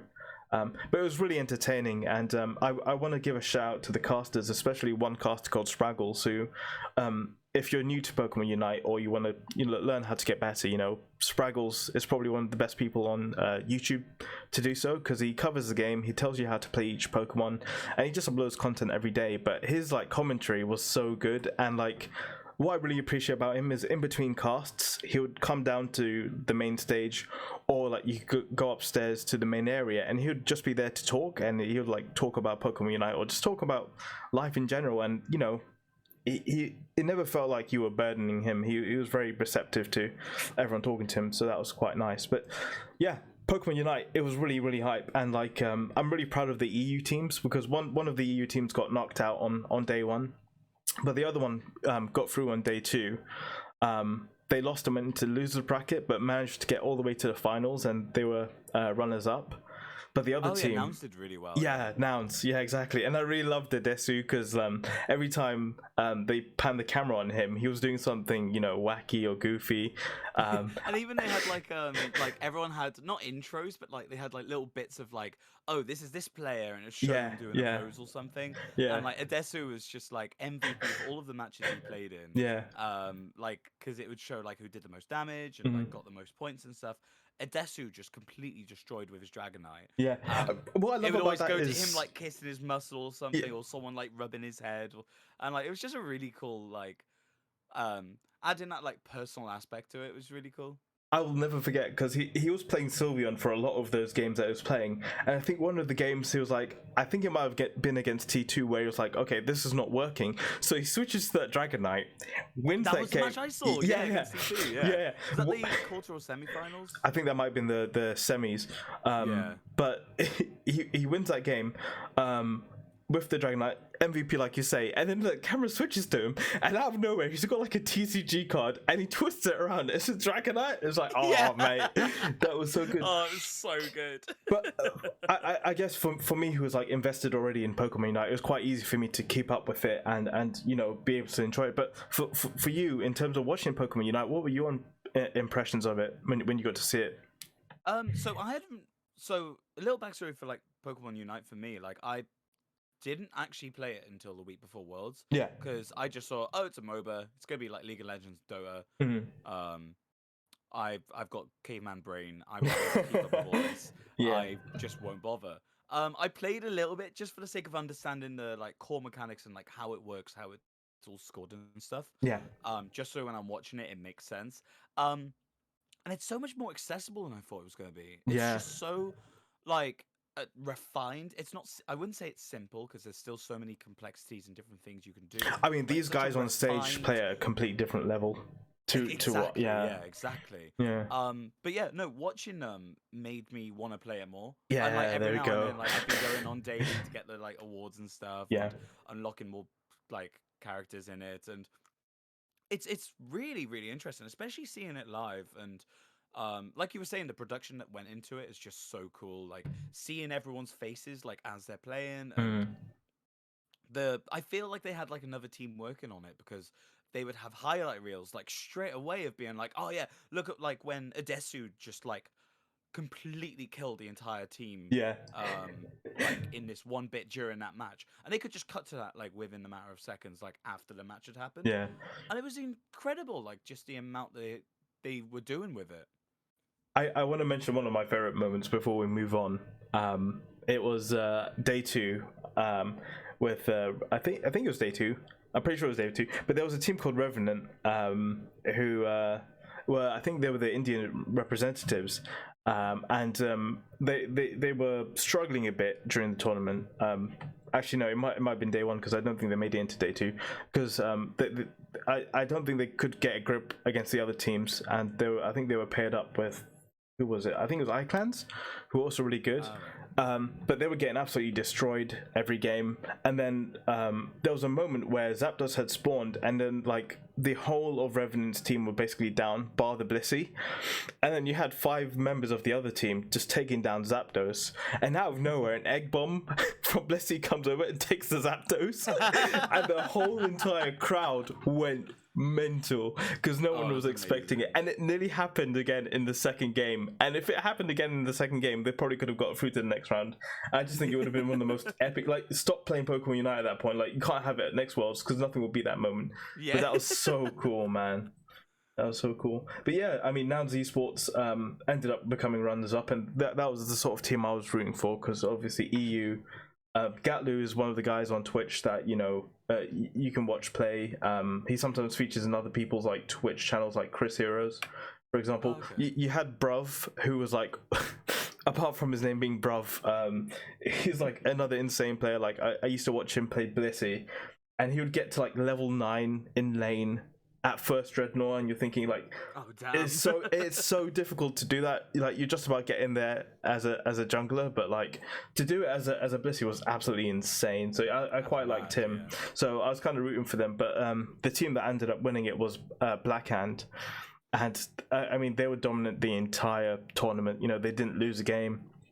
Oh yeah, they were just cracked the entire time. Like, they completely, like, Nouns did so well in all of their matches that I saw like maybe 3 or 4 of their matches the entire time, because as an EU team, I was kind of hoping like to root for them as well, for the little that I experienced. But then seeing them up against Blackhand, where I forgot the name of the player, but he mains Lucario. Who was it? Oh, I can't remember the player's name, but he absolutely just. Oh, it might have been Overlord, because I think he was switching between characters. Yeah. But just completely owned the field. And it was just absolutely mad. I think with Blackhand, what was really impressive, especially in the final, is that throughout the tournament, I think there was 3 Pokemon that were really, really dominant. One of them was the Snorlax, which we didn't expect, because Snorlax in the current meta isn't like one of the best Pokemon, but that Pokemon dominated. You had Dragonite, obviously, because it has the best secure when it comes to objectives like Dreadnought and Zapdos with his Hyper Beam. And the other one was like Serena, which was just stomping people all over the place. But then Blackhand in the final, they were like, nah, do you know what I'll do? I'll take a Cinderace. I'll take a Jungle Cinderace. And Jungle Book went absolutely crazy with the Cinderace in finals. Was great. Yeah. And Overlord was there with Aegislash, and it was just like, it's GG. And they were just so good, and I can't believe they won it with a Cinderace. Like, Cinderace is a great Pokemon, don't get me wrong, but like in the current meta, by all standards, you should be playing Dragonite each time. So to see that was like absolutely crazy. And like Blackhand, worthy champions, and it's hard not to see them be one of the favorites for next year. No, definitely. They just completely thrashed Nouns. Yeah, they didn't have. Was it 3-0? Yeah. Like, you could just watch that, and there was no being like, oh, that's not fair. No. Or, like, anything. You're like, fair play. They Yeah. are just built Every single different team as a team. fight, yeah. It wasn't even Yeah. like Lucky's Zapdos. Every single team fight, they were on top, and it was Yeah, like, yeah. And my only hope for next year is that there's more teams. I think they didn't allow as many teams as they could have allowed this year because I think they wanted to test the format and see how people react to it. And I dare say, like, we had a lot of people sitting in our sort of like stand and enjoying Pokemon Unite. So I'm hoping it grows, and next year we'll hopefully have more teams that we can root for and see more crazy moments. Awesome. So we got Pokemon Go, which was quite interesting. I've never really been into the PvP of Pokemon Go because I can understand there's a bit of strategy to it, but the whole tapping thing just doesn't appeal to me. But it was actually pretty hype watching the finals. What do you think about Pokemon Go? Yeah, I think Pokemon Go's presence was really cool. So they had the casual element of it where did you do the do you play Pokemon Go at all? I play very casually. Pre pandemic, I was quite active, like with a local group, but now that's basically gone away. I only go out during the big events, really. Ah, got you. Yeah. Yeah. So yeah, I play it daily, and I've played it quite a lot since it came out, and then I Mhm. dropped off a little bit, and then back in 2018, I just went straight back into it. I think there was like a fossil event or something going on. Mhm. The Chikorita Community Day. From then on, I've basically played it religiously. Like, I'm doing daily stuff on there. How's I'm doing GoFest? GoFest was great. I managed to Nice, catch shiny Hitmontop and Hitmonchan, nice. but I tried all my best to get a Hitmonlee and I couldn't. But yeah, GoFest was a lot of fun, and especially because I live in Bristol, and like luckily there's a load of nerds that live here. So whenever there's a Pokemon thing on, you can see loads of people around Castle Park and Queen Square playing it, Yeah, my and like people. they were random. I'm like, oh yeah, I know these people. Yeah. Just like me. I met some random people I've known through just like playing Pokemon Go, Mm. and it's just a really cool community aspect of it still. But at Worlds, they had every single day loads of stops, and they would constantly add stops to it as well of all of the key locations in the World Championship. So there was the trophies were a Pokemon stop. The Pokemon Center was the throne that people the champion's throne was a stop. The stage itself. So when we were like waiting to go in on that first day, we could actually see on Pokemon Go what they look like. And we're like, oh my god, we're about to go and see what this throne Nice. looks like. That's amazing. Like a little trailer. Yeah, and then they had all the special research stuff where you could get Fro and Bouffalont, which are both regionals that we've not had in the UK. Yeah. And then they had the Championship Pikachu, I tried which so hard to get that shiny. It was me too. I didn't man. get any. I've got No. like maybe 70 or 80 in Pokemon Go right now. Yeah. And then also they had Zacian and Zamazenta raids just going Those on raids all were day. constant. It was so Anytime impressive. you went into a raid, it would fill out Yeah. automatically within like the first minute. Yeah. It was mad. Everyone was just constantly on it. And there's all this stuff going on throughout it. And that was just really cool for like just people playing casually. And it also spawned in a lot of the Pokemon that are part of the current meta. Yeah. So like Galarian, Stonefish, Metacham, They had an event where you Walrein. could choose one of those, couldn't you? It was something to do with online. You had to put a certain code in when it was on the Twitch channel at Yeah. a specific point. I didn't do that, but like luckily there was just so many things going on at the event. I ended up just constantly trying to get shiny Pikachu. I didn't in the end, but I got a perfect Zacian at least. Hey, I'll take that. I'll take that Yeah, any day. no, I'm absolutely happy with that at least. But they also had there was a scavenger hunt where it was one of the other side events. You'd pay £5, and they gave you a checklist of all of the different things you'd have to do to be able to um, earn certain prizes. They gave you hints at what certain ones were because they had them at the table. But some of them were like to complete the timed research and go, take a screenshot of your trainer avatar wearing the World Championships t-shirt that you Mhm. could get from spinning the stops there. Take a picture with Professor Willow at the booth. Take an AR photo of the Pokemon in front of a banner featuring that Pokemon. So like I went up to a Chandelure. They had all these banners in the like main room, so you could have like a Dragonite on a red flag, a Garchomp, a Snorlax. There was the World's Pikachu. There was Hawlucha. I took a screenshot of Chandelure right next to the Chandelure banner that was hanging from the ceiling. There was like catch an unknown, obtain a lucky Pokemon, do a trade over 8,000 kilometers, have 5 friends, all these different things just to get you playing Pokemon Go around there. Yeah. And if you completed every single one, you got a sticker sheet, a pop socket of the team of your choice, a T-shirt of whichever team you're on. Sorry, I just had to cough. That's And right. a promo card of the Professor Willow. Which honestly, for £5, I mean, worth it. I think in terms of the pricing, we talked about the world's pricing, we talked about the free world square, and like this like little side event to get all that for a £5, and probably make friends along the way, because to get that 8,000 kilometer trade, you know, you'd probably have to speak to someone who's not exactly from the UK. So Yeah, I was you lucky know. that I stayed at a hotel where on the second day I wore my Pokemon backpack, and Mhm. some guy was like, "Do you happen to be going to Worlds?" I'm like, "Yeah, I am." And he was like, "Oh yeah, I am too, and I'm staying here as well." So we'd meet up for like breakfast every morning and go Yep. to Worlds Have together. you heard of and do Tesco's loads of meal stuff. deals? Like I what? so he was from Florida, and he Yeah. was traveling around Europe and stuff, and he just happened to be in the UK when Worlds was happening. Yeah. So he like entered to go and do competitive Pokken. Didn't do that well, but he's like, "I'm here. I just want to experience Pokemon because I love Pokemon." Mhm. Showed him the Tesco meal deal ways. Um, and then we ended up doing the scavenger hunt together. So he'd been to Cambodia recently. So I traded one of my Pokemon with his Pokemon from Cambodia, Yeah. and then we just traded until we got lucky, where we had like some Pokemon. The way to get lucky Pokemon in Pokemon Go is if you trade them. The older they are, the more likely they're going to be lucky. Mhm. And I mean, we also did a shiny trade just for the hell of it, and I managed to get a lucky shiny Porygon. Oh wow. Easy. Nice. Because you're So we did restricted all to these. like one of the special trades a day, aren't you? So the fact you So got a we had that shiny one special Porygon's trade. I was crazy. like, oh, it would be nice for us to just give each other a shiny Pokemon. Wow. So I gave him, I think I gave him like a shiny Squirtle or something. Mm. He gave me Porygon because I love Porygon.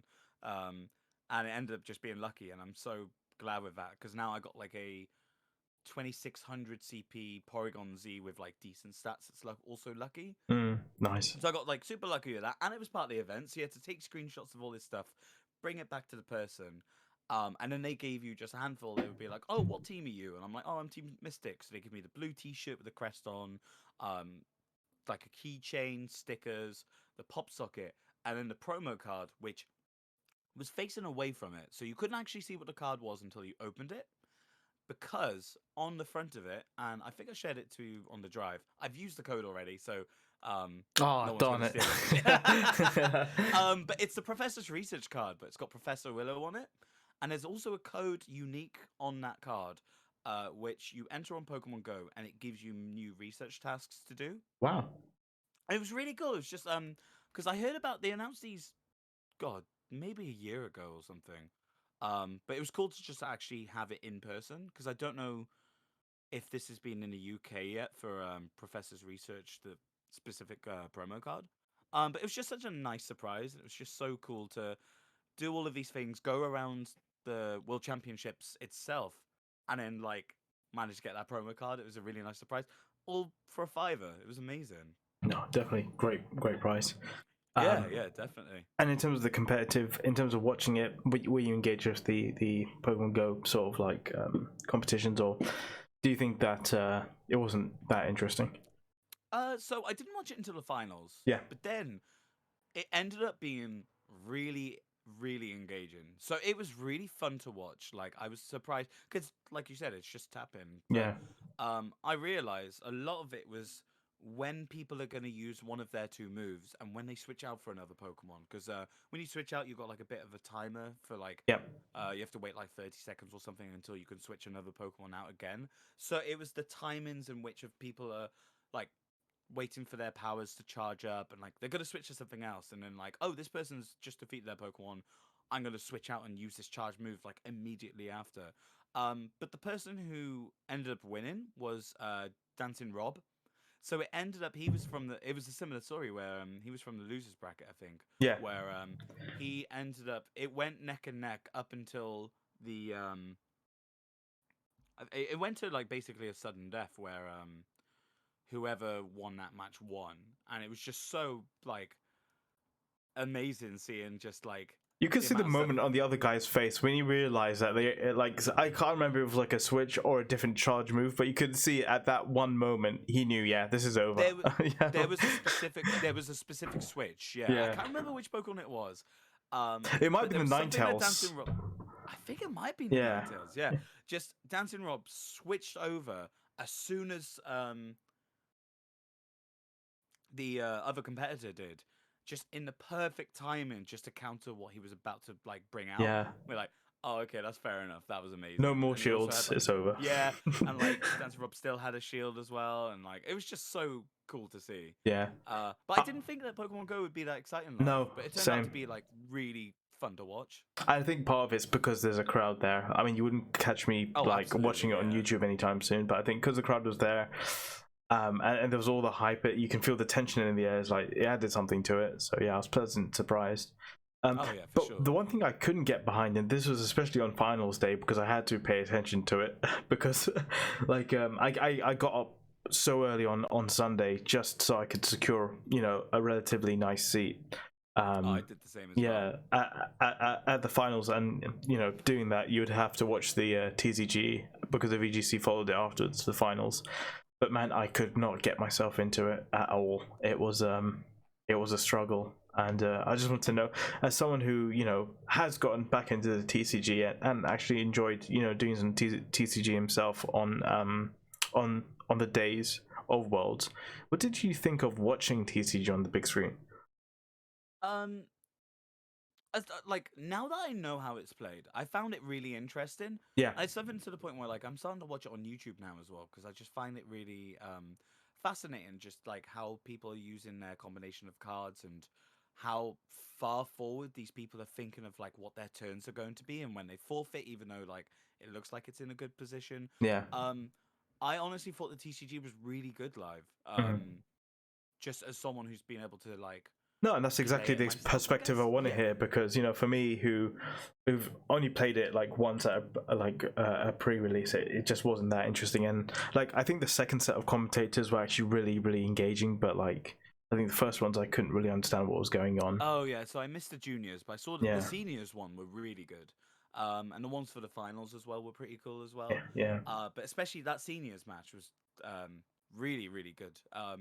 But like I think a lot of it comes from you're having to follow it and like put your personal stakes in it by Yes. like you're actually focused on like what they're doing and like what moves they're doing, and you're having to try and think of like, oh, how's this person gonna get out of this? What they're gonna do? They've got this as one of their prize cards. Like they won't be able to use that, and that's kind of Yeah, strategy. that was actually really cool. That had like a camera underneath it. You could see the prize cards. So like, oh, that's really cool. That was a cool feature, Yeah. for sure. But I think a lot of it was just like you really have to pay attention. It was definitely the least captivating of them. It's because they're constantly thinking and going into the next turn. You can see them like looking for a specific card at any one point. So like, there's no time for me to like sit there and think like, oh, what's going to happen next? Because they're quite active with it, aren't they? Yeah. No, they're just constantly on it, and I think because like with all of the others, they're video games, so there's like lots of stuff happening on screen, and it's constant action. Seeing like a Gigantamax Charizard blow up and faint is way more captivating than someone scraping Shiny their cards and colours. putting it to the side of the board or something. Yeah. So it's never going to be that dynamic. It's never going to be as captivating. But like the TCG is where Worlds started. Like the VGC wasn't introduced until I think 2009, and World has been going since about 2004. This is like the roots of competitive Pokemon, and it definitely had its place. Like there were so many people there, specifically just for the TCG. I was really surprised by the crowds. Honestly, it's really huge. surprised. It has such a following. It's mad. I went to the pre-release for the latest set coming out. Let me pull up the pictures. Oh yeah, sure. I'll talk about the actual pre-release later, but like, okay, I'll pull down the pictures. I'll save rather than dotting from here to there to here to there. But like, there were people there who were very competitive and like well into the meta and so invested and involved in it and like had tried to compete. There was someone I played against who had a world championship playmat but it was from when they went to Liverpool to try and compete to get to Worlds. Well, And it's that might have been 2020 because honestly, I think I remember there was one in London that I was going to, not for TCG but for VGC, but it was also there as well. And there's also there was one in Liverpool as well. Yeah, that's crazy. Yeah, there was Liverpool one, yeah. And there was one like earlier this year for it as well to like be able to get into this. But the amount of people who are just so invested and like I was talking like I'd be using certain cards and they're like, oh yeah, this is from that set like from 2007, and like the hype in the closing ceremony for EX being brought Oh back. yeah, And, I like, love EX so much. I love the designs of same. EX in I think general. it's so cool. Yeah, But like for TCG like in Worlds, like it's so the people who like it love it. But as someone who's like an outsider looking in, yeah, it's just some people moving some cardboard around, basically. yeah. And if you're not following it, there was one point where I went to go over and get my promo card from the prize wall. Came back and I was completely lost in the match, and I could barely focus on it until like the next round, or until like someone had like knocked out someone else's Pokemon, and like it really takes a lot of your sort of mindset to like you. It's not something you could just watch passive. You need to be like paying full attention to it. Unlike a lot of the other ones where you can step away and come back and still be invested in what's going on. Yeah, like your Pokkens, like your Unites, I think. Yeah, definitely. It's a lot more like watching chess live, I guess. I guess as well, like I noticed that, you know, people are running a lot of water decks, and then like also the Arceuses as well. So I guess people already know what the metas are, and so they can more closely understand what's going on. The Masters finals were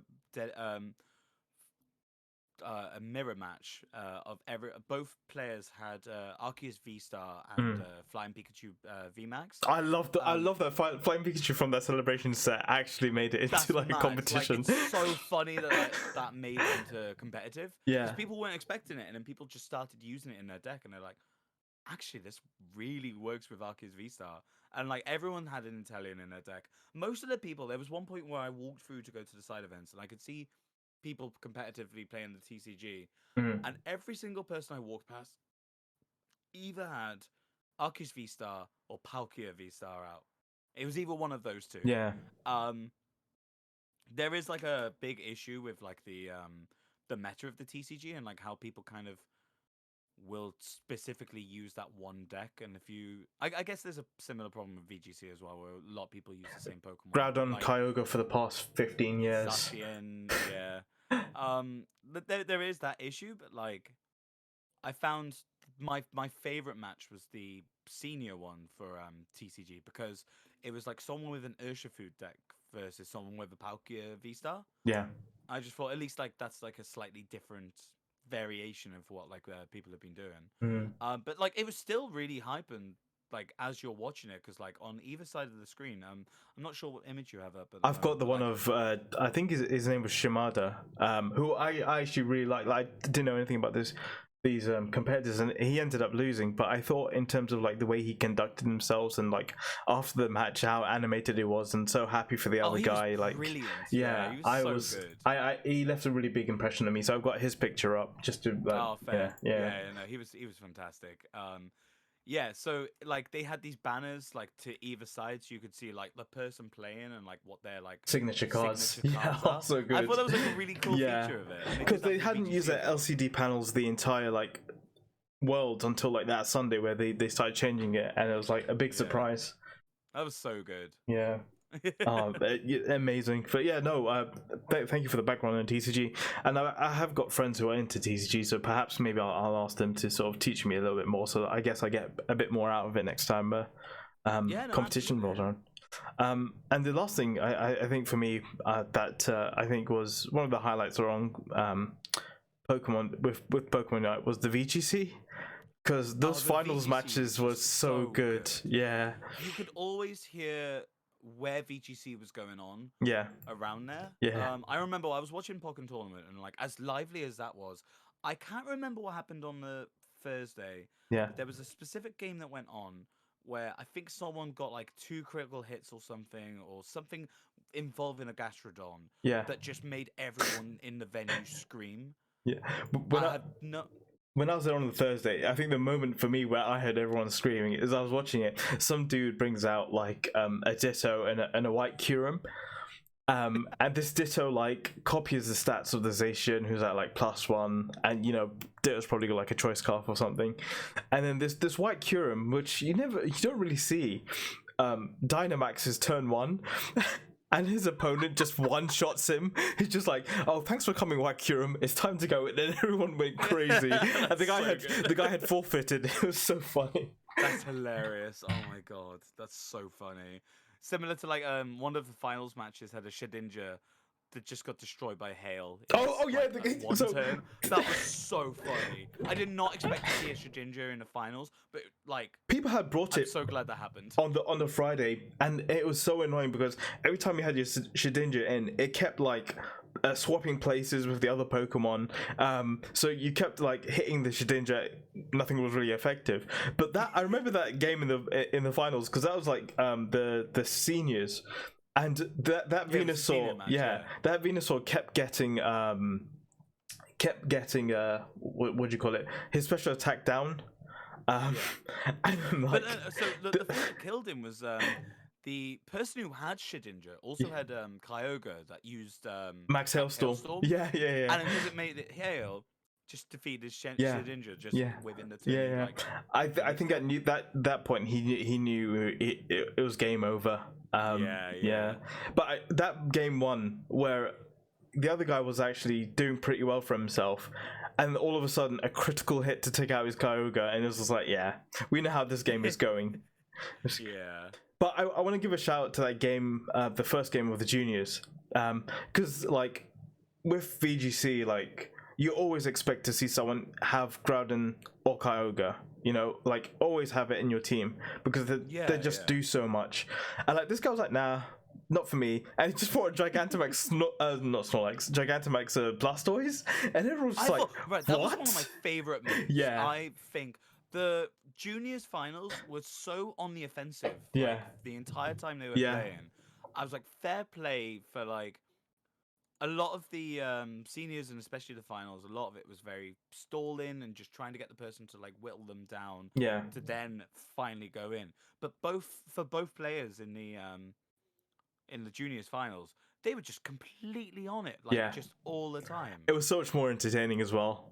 It was so fun to watch. And the Australian girl competing Kiara, was just Kiara was amazing. I really hope she had so many qualifications as well, like winner of this regional, that regional, like what? And she's still in juniors, like how? Like it's actually crazy. Yeah. I think seniors was like interesting, but it says a lot about the Masters was really interesting, but it says a lot about the seniors and juniors. That I remember those a lot more than I do remember the Masters match. Oh, me too. Yeah. One sort of gripe I had, I guess, was during the Masters finals. There was the one guy who ended up losing. Rather than like you seeing the final hit go through and seeing them actually be defeated, he would forfeit, and it made the Masters finals that kind of bit like hold on to the end. Heck, it's over now. Yeah. Okay, that guy won, I guess. Rather than seeing that final hit, seeing his team be defeated, that kind of took away from it a little bit. But luckily we got that, like those moments in the juniors and seniors really, really well. Yeah, but still, it was like really good matches though. And there was like a running meme throughout the tournament where they were like, they want to make Gastrodon the world champion, and it actually did become a world champion. Absolute mad lads. Yeah.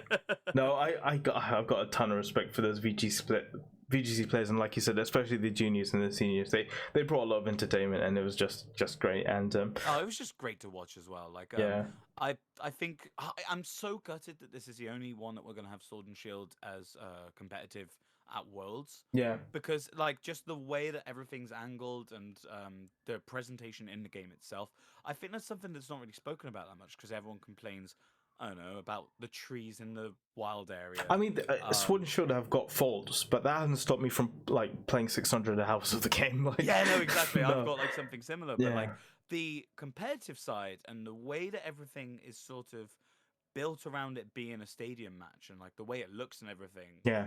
Just built that excitement when you're watching it live. Yeah. I think that's just such a cool aspect of it that I really hope they bring into Scarlet In and my Violet. stand, I remember like when a Pokemon would Dynamax, there were like 10 people in front of us, and then like Pokemon Dynamax, and they're like da da da da da da da da da da. You know how it like changes up in the games where like Yeah. Pokemon Dynamax, you start to hear the crowd like people doing it, and it never really went off the ground. But I thought, oh man, if it did go off the ground, it would have been great. That's so good, yeah. But yeah, no, And also I just totally people agree. like being so happy to see like especially when it was Gigantamax Blastoise. I gave the guy a people standing being like, "Oh my ovation at God." the end. Like he Yeah, deserved no, it. same, yeah. And like whenever anyone got a critical hit, Yeah. like you just heard an audible gasp in the crowd. Yeah. Because that Venusaur like did like 5 damage the previous turn, That not did actual 5 mad damage. damage, Yeah. And then the crit hit comes out of nowhere, and it was like, oh my god, Yeah. what's happened? And the other guy just felt so defeated. I felt so bad for him. Yeah. But you know, oh man, it was so nice to witness it in the flesh. And like, I mean, we talked about this off the podcast at the beginning, but in terms of the people you sort of meet there, you know, I turned to the person next to me during the TCG and was like, mate, do you follow the TCG? Because I don't know, I've got no idea what's going on. And it was nice to be able to talk to someone, make a friend of someone, and him be able to like talk me through what was happening in the TCG. I had a similar thing as well, where like it was a guy who'd come from Japan for the TCG, and like we were watching the Masters finals, and the guy was like, this guy should like use this card instead, and then the other guy used a different card and lost. Yeah. Damn, you should be up there instead. Oh my god! But there are some people who just follow it so meticulously and like just so invested in it. I feel the same with the VGC, where same with VGC. You could just talk to anyone, like turn to anyone and just talk to them about what's happening, or like why didn't you go for if you this don't instead of understand that? something, they'll just fully explain it to you. There's no elitism or like gatekeeping. It's just like something that saw like throughout the entire event itself. It's just everyone's there for the same reason, the same core like love for Pokemon, and everyone just is there for everyone to have a good time. I had some guys behind me who were making me laugh so much because they were just basically like the meme guys where, you know, the guy brought the Blastoise and the one guy behind me commented average Blastoise enjoyer, average Kyogre enjoyer, and the meme was in my head. It was like, what a chat. But yeah, honestly, the community was so amazing, and I know this isn't part of like the main area and the stage, but like going around the entire venue, and like even if people didn't have a pass or they did have a pass, everyone was great. You had like tables where people like were selling their TCG or like swapping stuff. You had artists giving out art. I was really lucky to meet this one person called Bula who gave me like this little card that she had created, and I made so many friends at Worlds that I'll treasure and hopefully keep in touch with and maybe see them at the next one. But let's talk about that closing ceremony, because that was pure hype. Yeah, no, definitely. Yeah, that was so in the opening ceremony. So typically they would have all their like big boy announcements in the opening ceremony, and they started announcing some of the stuff during it. So that's where they had the Pokemon Unite update coming out, the Masters update, and they were like, and now for Scarlet and Violet and TCG are going to be in the closing ceremony. Oh, okay. So we spent the entire like event just being like, oh, what are they going to do for the VGC? What are they going to Gotcha. do for the trading card? Yeah. And both announcements were so like competitive focused and both absolute game changers, and they were so hype. Oh god, I mean, I need to do a separate episode about it, but in terms of them bringing like EXs back, I mean, I don't know too much. I think what EXs was like one price card each, wasn't it, instead of like 3 or 4 or something along the lines of that. Do you want to talk about it? Yeah, I mean, like I do hope with the TCG, like them bringing back EXs, we get Delta species back, and it would make so much more sense. Oh, that was one of my favorite series. Yeah. So I collected loads of cards from then. Yeah. Back in like 2019, 2020, I just before lockdown, I had to sell some of my Delta species. Oh, like, no. I had a Gold Star Celebi, shiny Celebi, so it was like the red Celebi, and a Gold Star Delta species Kyogre. Yeah. I sold them for about £60 each. Oh no. Which is good money. Yeah. But like pre-pandemic, Yeah. during the pandemic, everyone got like big into Pokemon again. Yeah. I go on eBay every now and then and have a look at those cards, and they're going for at least £180 on Yeah. Yeah. I'm like, oh my god. It's there why is such a I've learned my lesson. special- I never sell my stuff now. It's like, nope, Oh not happening. yeah, like I've sold loads of my first editions from like base set and Yeah. all that stuff just so I could pay rent at the time. Mm. And I regret that so bad now. I should have just like Mm, begged people. Yeah, for well, money at instead. least you're, But, like, at least you're I've still got a few of sheltered. them. That's the Yeah, main thing. I'm keeping them like in my binder. I've Yeah. still got like loads of cards that I love. But like EX is such a like um regarded part of like TCG history. It's so cool that they're bringing it back, especially the fact that like it will be like basic and stage 1 Pokemon as well, rather than just like trying to build up to an evolved thing. Yeah. It's just really going to change things up. Yeah. It's just so it's going to be really interesting how they implement it in like modern TCG. I like the design of the card as well. I mean, like Gen 7's just cards, I looks didn't really like. It looked a bit jagged and stuff like that, but yeah, I thought they brought it back with Gen 8, and like yeah, this Gen 9 EX cards, they're starting to look really good. So I can't wait to see them. Oh yeah, they're looking awesome. And Can't like wait. the VGC stuff, I'm gonna have to talk about in a different episode. But like just the reveals. I mean, what was your favorite part of the VGC bit? Like what reveal specifically for you did it for you? So I think there's so many different things about it, because I think specifically there's that one item where you copy someone else's Mirror Herb, yeah. Mirror Herb, Yeah. that's it. The amount that people started just talking amongst each other Yeah. of like the like complete like potential this item has to change every game that you play, basically. Yeah. On top of like terror stuff and like how you could like change someone's type-ins, and this is going to be for any type-ins now. So in the trailer they had a is it in the in this trailer they had the Tyranitar Oh yeah, ghost type. and the ode to like the Gen 1 ghost, the Yeah. unidentified ghost. Oh, it's so good. But yeah, the guy like, Oh. using close combat, and the Tyranitar's like, "You fool! You Yeah, warranted your own death." pathetic. Yeah, exactly. And like yeah, I could talk for ages about like how that just from that just changing a Pokemon's typing like that branches out the already like with the 400 plus Pokemon that we've got in the VGC at the moment, like the amount of combinations of things you could do, it branches it out to all of these different types and stuff. There's so many combinations, and it's so interesting what people are going to do with it. It's just going to be mad. And The I can see VGC next year, whoever wins it, Worlds next year is going to be so yeah. hype I with mean, the like if you win Terraforms, and Worlds that's next so year, cool. you're the goat. Full stops. End Yeah. of story. It's like the meta is going to be so difficult to navigate, especially those early few weeks. Like You're gonna get some yeah, wild cards yeah, like early yeah. on, and like especially Worlds like year 1 of it, where people are still trying to like suss it out and like work out like what the hell is going on. Yeah. It's gonna be so interesting to see. I'm just glad that my favorite typing is not going to be as weak as it normally is, Ice type, because like, Oh, yeah, fair, yeah. offensively it's so good, but defensively, like, yeah, everything kills it. So like, I'm just glad I'm going to have a Glaceon that's not going to die straight away. It's going to be great. But I think my favorite reveal from it was the Shed Tail, where you can like. Oh yeah, the Shed Tail is so cool. For me, it's just like, well, look, if there's Volcarona next generation, then like I've got this Cycler or whatever, Lizard, Shed Tail, Volcarona, GG, like shake hands, go separate ways. Because oh man, being able to like set up, like switch into something and then like get a sub behind it as well is just crazy to me. Yeah, yeah. Oh man, it's got Also the reveal of that new Pokemon as well, because like it's not like you're gonna get your bike from the get go and like have all of the abilities. It's gonna be a bit like a bit similar. I feel like it's gonna be similar to Sun and Moon, where you have Cosmog. yeah. Like it's gonna be the equivalent of that, but also it's your key item.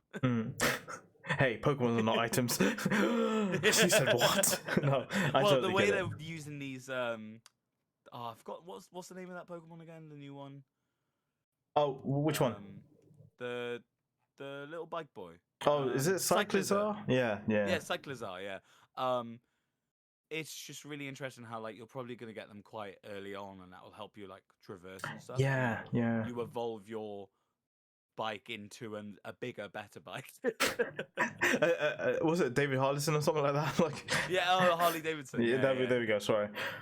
That's gonna be like a car clip song there. There you go. Oh, I'm gonna have my Akira bike Pokemon. Oh, oh my god! I've I already hope seen that artwork Miradon's of it as shiny well. form is red, so I can just like pretend it's the Akira bike. Yeah. That'd be so funny. Oh, people have already got artwork of it. It's actually insane. That's so good. I mean, I guess in the final reveal, which I want to talk about a little bit later, but just the announcement of like it's going to be in Yokohama. Yeah. What is honestly, I've been to Yokohama a few times, and I love that city. And like, if you do plan to go, like I was telling my friend, there's a shop where everything's just chai themed. Like there's chai ice cream, chai cakes, like chai. So it's like, yeah, it's such a beautiful city. And if you're thinking of going, then just visit the chai shop because it's absolutely amazing. And there's actually a really good curry place there as well. But are you tempted to see if you can make it out there? Oh yeah, absolutely. I'm already doing research into like going because like I loved Worlds so much. I just want to experience that again, and especially because it's going to be the first one in Japan. Yeah, I feel like they're going to go all out on it. Well, you know what? Specifically because it's in Japan. It's time for the unknown fact of the week with Siôn. Yeah, so surprisingly, this is this is going to be the first one in Japan.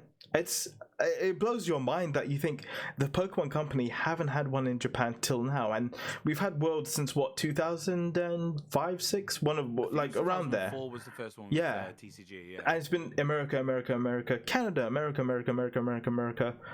and then London, and then now you're gonna get Japan. It's wonderful, really. But very much surprising. And why do you think they've waited this long for it to be in Japan? I think it's probably because a lot of in the competitive side of stuff, it might be that like a lot of it is very English speaking people in the competitive scene, maybe potentially. I don't know. I don't really know the competitive side of it that much, but that's my only sort of inkling. Oh no, Japan does like North does America like VGC. They do sort of have a lot of competitors in VGC. I know I was speaking are they to big on TCG as well? No, I was speaking to the guy next to me at World, and he was from Asia. I didn't ask whereabouts, but he was saying to me like TCG isn't as popular as VGC, and actually him and his mate actually fell asleep during the TCG. It was actually so funny. That might be why then, because like World started off with just the TCG until 2009 with Platinum. There we are. It could be that just like it's just part of like a legacy thing, and then they're like, actually maybe we could just go somewhere else because wherever we bring Pokemon, people will come. Well, that's my point. It's just like you're such a big franchise at this point. You're a huge global franchise. I think now the strategy needs to be forget putting it in America every year. You need to go to where all your fans are. So now you've come to London, you've done it one place in Europe, go to another continent, do it there, but come back to a European continent, do it in a Germany, do it in a Spain, do it in a Portugal. I thought this one was going to be in Spain. Yeah, similar to how because Sword and Shield was based in London. In London, yeah, in the UK. UK, sorry, yeah. Like, oh yeah, Spain's going to be the next one. Yeah, I thought so too. That was my prediction. This really opens things up to like every year for Worlds is going to be very different going forward. Yeah. It'd be weird for them to just do Japan and then Japan again.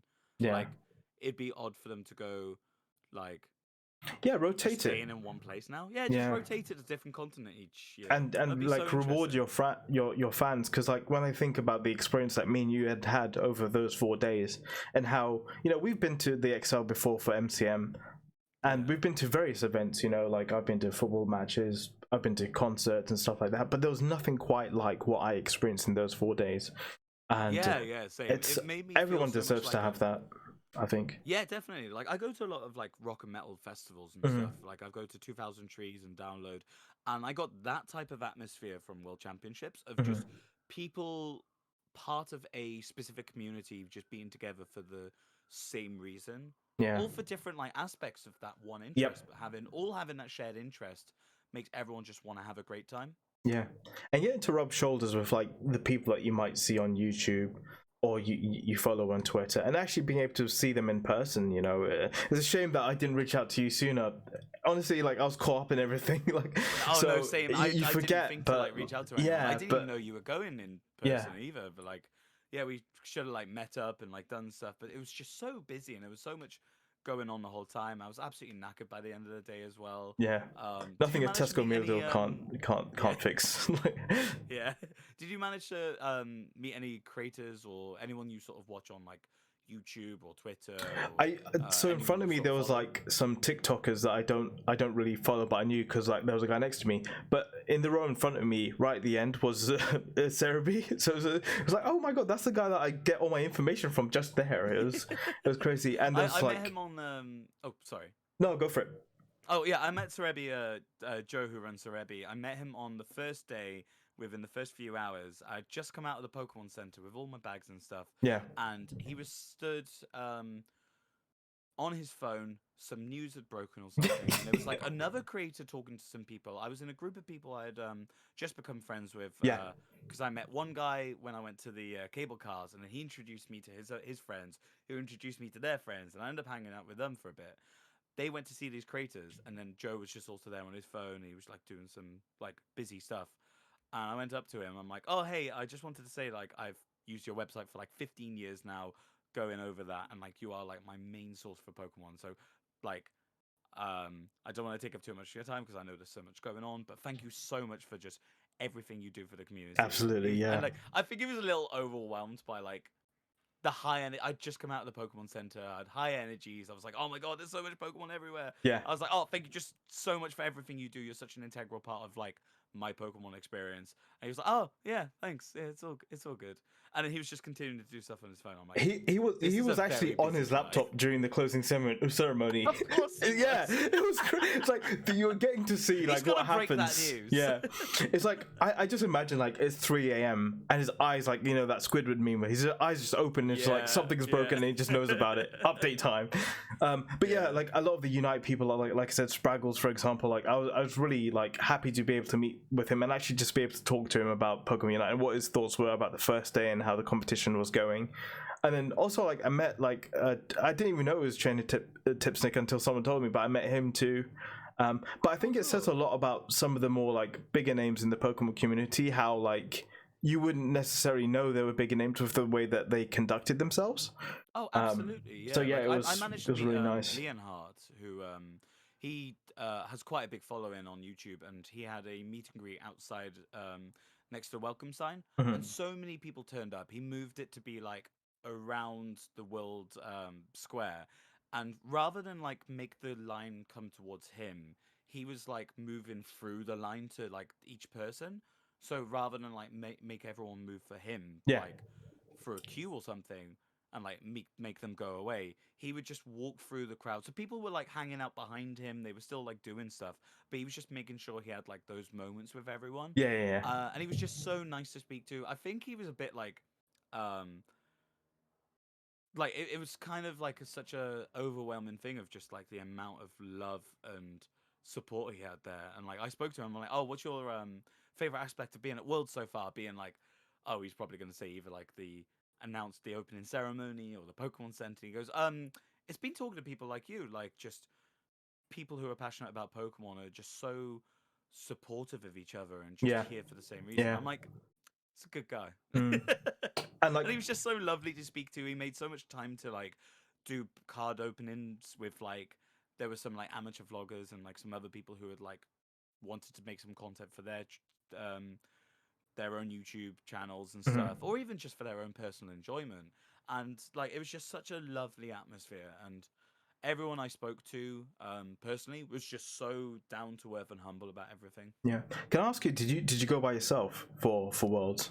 I did, yeah. Yeah. I went completely by myself, but I just made friends while I was there. So I think we probably both need to stress the point that look, if Worlds is going to be happening somewhere near you, and you're by yourself, look, just go because I'll tell you what, like you'll meet people who are there for the exact same reason, and if you turn like around to them and start talking to them, I bet they'll be as glad as you are that they have someone to speak to. So definitely go if you're like contemplating, shall I go if I'm by myself? Absolutely go because you'll make friends. Yeah, absolutely. Like, I found like pushing myself out of my comfort zone a little Hmm. bit to just make, even if it's just like an offhand comment about like something that's in that moment. Yeah. Like, you're walking somewhere and like I remember going into the opening ceremony and like how overwhelmed it was. You just turn to the person next to you, like, "Oh my god, look how amazing this is!" And they're like, "Yeah, there's a chandelier there. That's my favorite." And like people would just have like so much to talk about. I remember going to the the main bit where they're showing all of the massive screens and everything, and there was a woman knitting, and I was like, "Oh, which match is on, by the way?" And she was like, "Oh yeah, they're doing the TCG da da da da da, and this one." I'm like, "Oh, thank you so much." Like everyone was just so open to talk to, like no one was gonna like be like bugger off, go away, or like anything to like be really like catty or anything. Everyone was just so approachable and lovely, and it's so worth like even if you're um even if you struggle in those social situations, or if you kind of just want to experience something for yourself, there's so much there that you can just kind of do solo, Yeah. or even just making friends while you're there. It's just such an open, lovely community to be a part of. Yeah. I think it's just well worth going, even if you're planning on doing it solo. Do you remember you mentioned earlier about the Synesty and how you downloaded it? Did you have any issues downloading one? I didn't No. know. Luckily I just went there. Um, that was another situation where I just talked to a random person. They're like, "Oh yeah, if you just go onto this thing here, you could just do it. Just make sure you're stood at this specific area, and you'll get it best signal." I'm like, "Oh, awesome, thanks." So I just went to it was like a random bit outside of S9, where I just went on and just got it straight away. S9, like London postcode S9. Yeah, Exclusive. Sean so joined the big, gang. You might as well have postcodes, yeah. Postcode With, like the different numbers and like letters depend on like which hall. Yeah. So it was like a really good way of like indicating where to go and stuff. But yeah, there was like a specific location where you could get the best signal to get it. Did you have any issues with it then? So when I got there on Thursday, I went to go download it, and it turned out the switch that was like distributing it was a bit bugged. But before we knew this, we were just standing there, like a few people, and like no one's really saying anything. Everyone's looking at each other and be like, "Has he got it yet?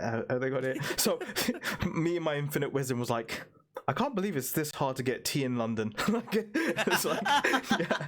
And then everyone started to like speak to each other, like, "Oh, you still having problems as well?" And eventually it got resolved. But it's like exactly make an offhand comment and like people react well to it.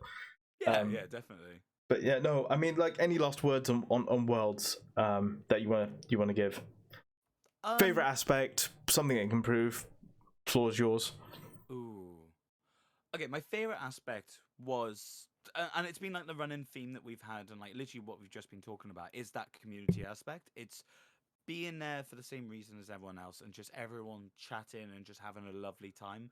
Like it's just so nice to be in a room full of people who love Pokemon and share that same passion in such different ways. Yeah. Being at the Pokemon Center and just someone being like, "Oh yeah, they got like a Metagross plushie." I'm like, "No way!" Like just all There these was type of Metagross things. plushies? Why did I know There about was this? a Metagross. Right, God this damn is it. exactly what I mean. Just like stuff like that. Yeah. There's too many And plushies. they also had there was the Kecleon brothers from Pokemon Mystery Dungeon plushies. Yeah. So they had a purple Kecleon and a green one. Yeah, that was gone by the time I got there. No I purple regretted Kecleons. not getting those. They Yeah. were so cool.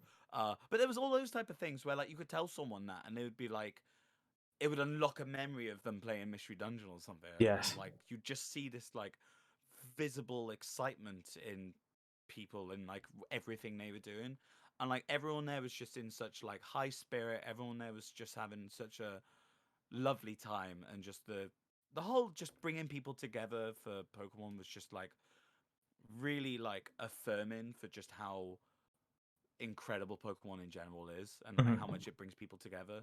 And it just really cemented like I didn't think I could love Pokemon more than I already do. Like right now I'm surrounded in like multiple Munchlax figures. I've got like a Porygon and Porygon 2. I'm just looking By the way, I'm around my room. expecting photos after this. Oh yeah, I'll send some photos later. Yeah, but I'm surrounded in Pokemon stuff, and like I didn't think I could already love Pokemon more than I do, and yet just experiencing that human element of it beyond just like my own personal experience Yeah. of Pokemon, seeing everyone else's experience too, and how differently but also similarly that everyone is experiencing it, just truly made it like that this is something special. Yeah. And I know it's tough because I'm actually shocked how smoothly everything had gone. during Worlds, but is there anything that you think they can improve on? Is it just maybe, like we said earlier, maybe having like more areas for people to focus on certain parts of the game that they want to watch, or Yeah, I think that's my only thing. yeah, Maybe have like different sections based on like what game you wanted to watch, because some people might not want to see the TCG, and I felt like during some of the finals you'd have like other games still going on while the final like the yeah, awards Unite ceremony was was going on, happening. and like the Pokken finals, and it's like it's very hard to concentrate on one thing when like there's so much hype surrounding on the game. Yeah, no, Yeah, exactly. So I feel like maybe next time like have specific areas for those, and then have the finals have be on like the big stage. yeah, and maybe like get the Unite finals to happen, when everyone is there, like the same way you had TCG and VGC there. Yeah, no, It definitely. might, Yeah, just I guess because elevate the them up a TCG bit. timing is like, there was one game that went all the way down to the clock, and they were like, "Oh yeah, first knockout wins." It's like, wait, what? How? But it's going to be difficult to implement thinking about it. But I guess at the end of the day, I think finals deserve a lot more sort of attention. So yeah. Yeah, no, definitely. Yeah. Other than Um, that, though, it was just so well organized, and just the way that everything ran was just so good. Like, especially in an event on that scale, it could have gone horribly wrong. mhm. Yeah. Is there anything on your notes that I haven't covered that you want to say about Worlds, or you're happy to move on at this point? I think that's basically it. Other than I'm gonna have to try and find a way to Yokohama, and also, one thing that's like Go to Tokyo, stay in Tokyo, then travel into Yokohama. that's Yeah, basically easy. my plan. But Yeah. also, like it was difficult enough. Like I was lucky enough to get a spectator pass for Worlds. Yeah. There were those like 3 different windows where you could get a ticket, and that was like a When few weeks when were these before. windows? Because I remember just them announcing it, and then it was like 5 p.m. after work, and I was like, I'm so lucky Sarah B had tweeted about this, because like I just clicked on That the link and I managed to secure it there and then. that's how I found out about it as well. But I missed that because I was still working, Yeah. and I got the 1 a.m. one. Was it on the same day I or the following day? there were 3 of them, so that was it was like 1 in the evening, and then a 1 a.m. and then Yeah. a 4 a.m. Wow. And I managed to get the second window. But I think it's going to be a weird one. Like, I'd say maybe it might be worth people trying to compete if they're wanting to go to Yokohama, Mhm. just to save being disappointed if they're not able to get a spectator badge. Or even, it might be worth going because there was so much to do at this event, even if you didn't have a spectator Oh, ticket. absolutely. Yeah. You Yeah. could do the Yeah. Pokemon Center, you could do World Square, you could go and watch the screening of the Arceus special. You could still get your Pokemon Go stuff. You could still watch some of them on the big screen in like the hallway. There was still the like buyers area where people were like doing trade stuff. There was loads to do still. And when you think about it, Japan's a great holiday destination. So like, Oh, yeah, absolutely. I've been you got planning your on going Pokemon for stuff there, years. but there's also like, other Pokemon centers. But you've got other attractions like the Tokyo Skytree Tower, all that kind of stuff. So yeah, no, definitely. Yeah. I will say as well that they're going to have a slight issue, because at the moment, in terms of tourism in Japan, it's very difficult. In the fact that at the moment, if you want to go to Japan, if I remember correctly, you have to do it as part of this like tour guide or this certain itinerary, and you can't really stray from it. So it's a bit complicated at the moment. But let's see Yeah, where the so world is in a year.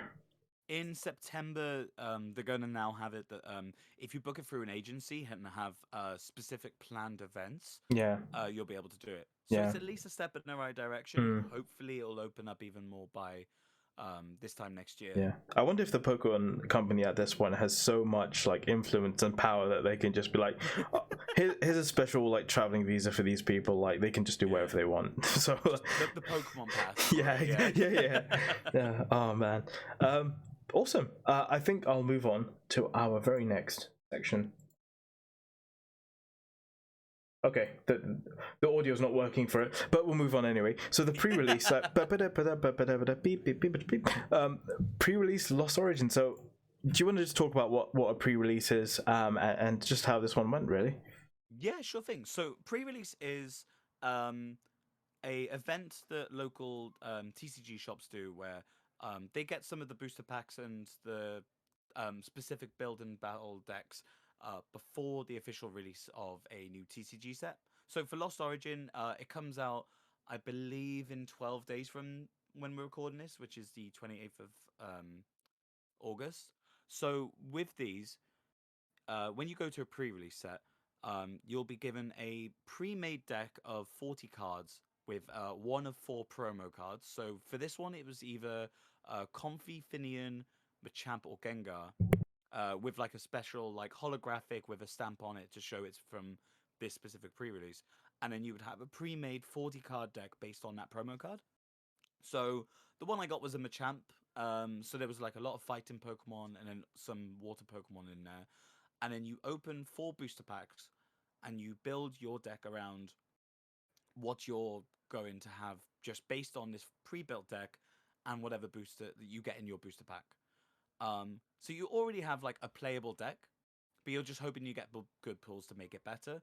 And this is done with like every TCG set a little bit before its official release. The way that it was at, so I played it at Excelsior in Bristol. You would get a booster, 4 booster packs with your deck. We played 4 matches where it was just randomly generated. You're going against this person, and then they ranked everyone from worst to best based on like the amount of times they won.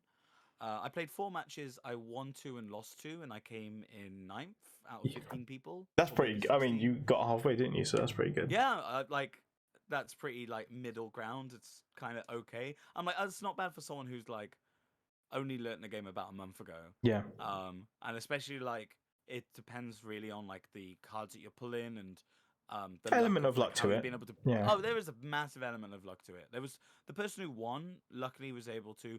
The thing that's dominating Lost Origin, to go a bit into the specifics, is Finian has an ability where it's called Oceanic Accompaniment. And as often as you like during your turn, you can attach a water energy from your hand to any Pokemon that has the attack Swim Freely, and Seadra has Swim Freely.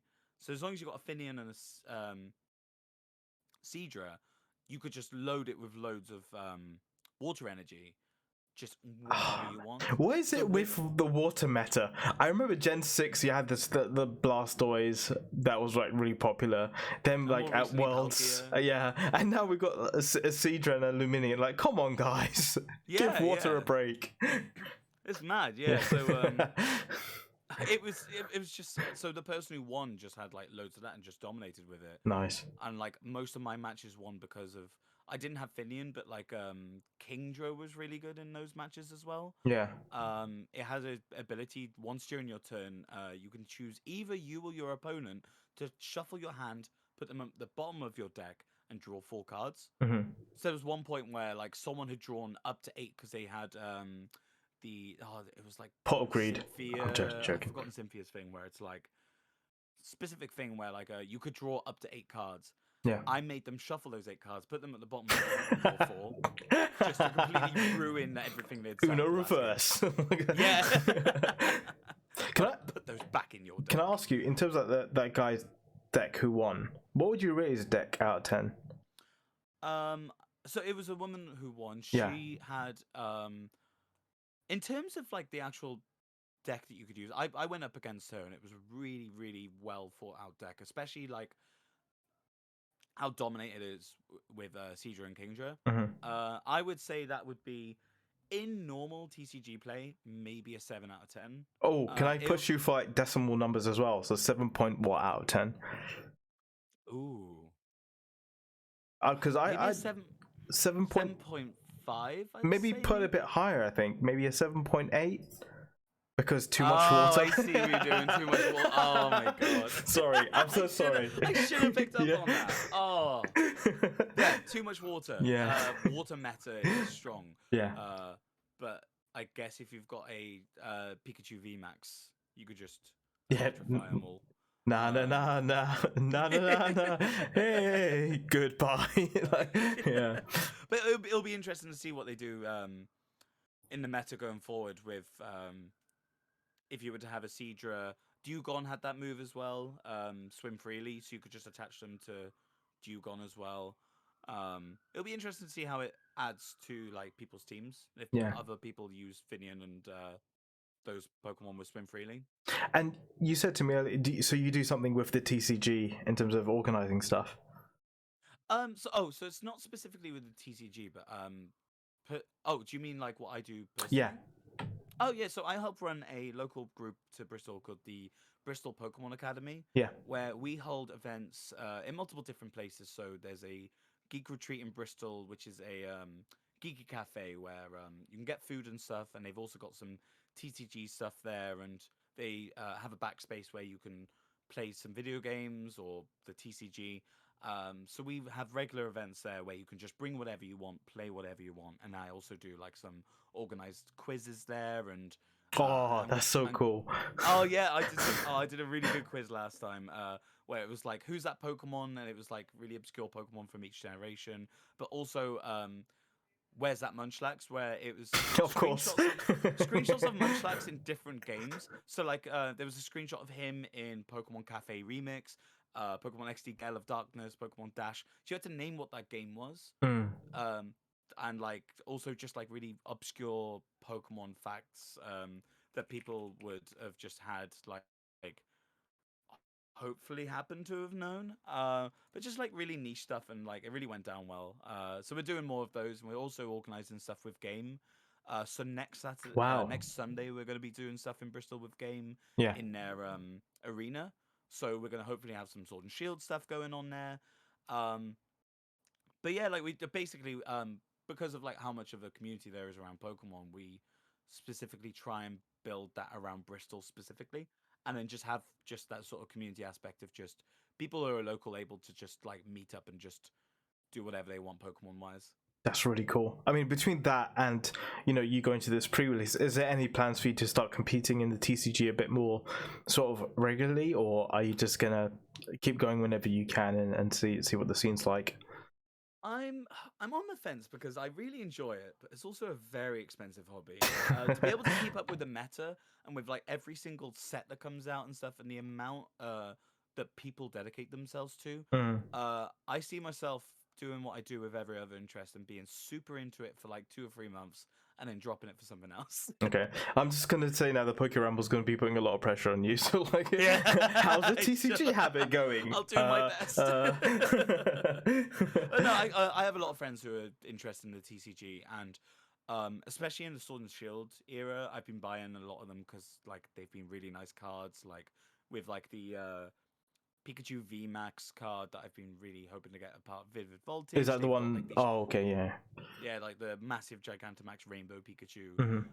and like all the stuff with Charizard. There's like the trainer alt. That's cards what that are I'm coming after. out. Like, depending on how much the UK want, because I'm gonna buy it singly. There's no way I'm buying like 15 packets to try and guarantee Oh, one of them. God, yeah. I'm gonna see how much the UK one costs, and if not, I'm just gonna import those because like for me, like one of my favorite parts of Pokemon is the interaction with the trainers as well as Yeah, the no, Pokemon. definitely. And there's a really cool one with it's red and Gigantamax Yeah, Pikachu. that's my It holy looks grail. so cool. Yeah.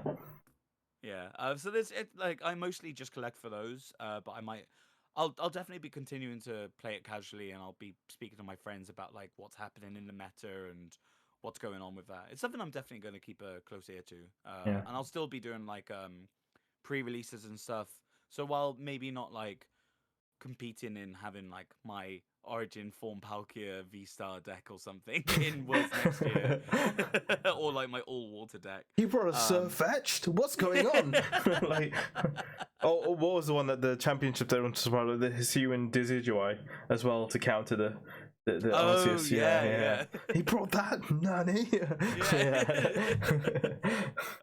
Oh man. But yeah, like I'll still be going to like pre-releases, especially the next. They've already announced the next series is Silver Tempest. It's got Oh, Lugia in it. Lugia Supremacy, let's go. Lugia is one of my favorite Yeah. Pokemon as well. Yeah, absolutely.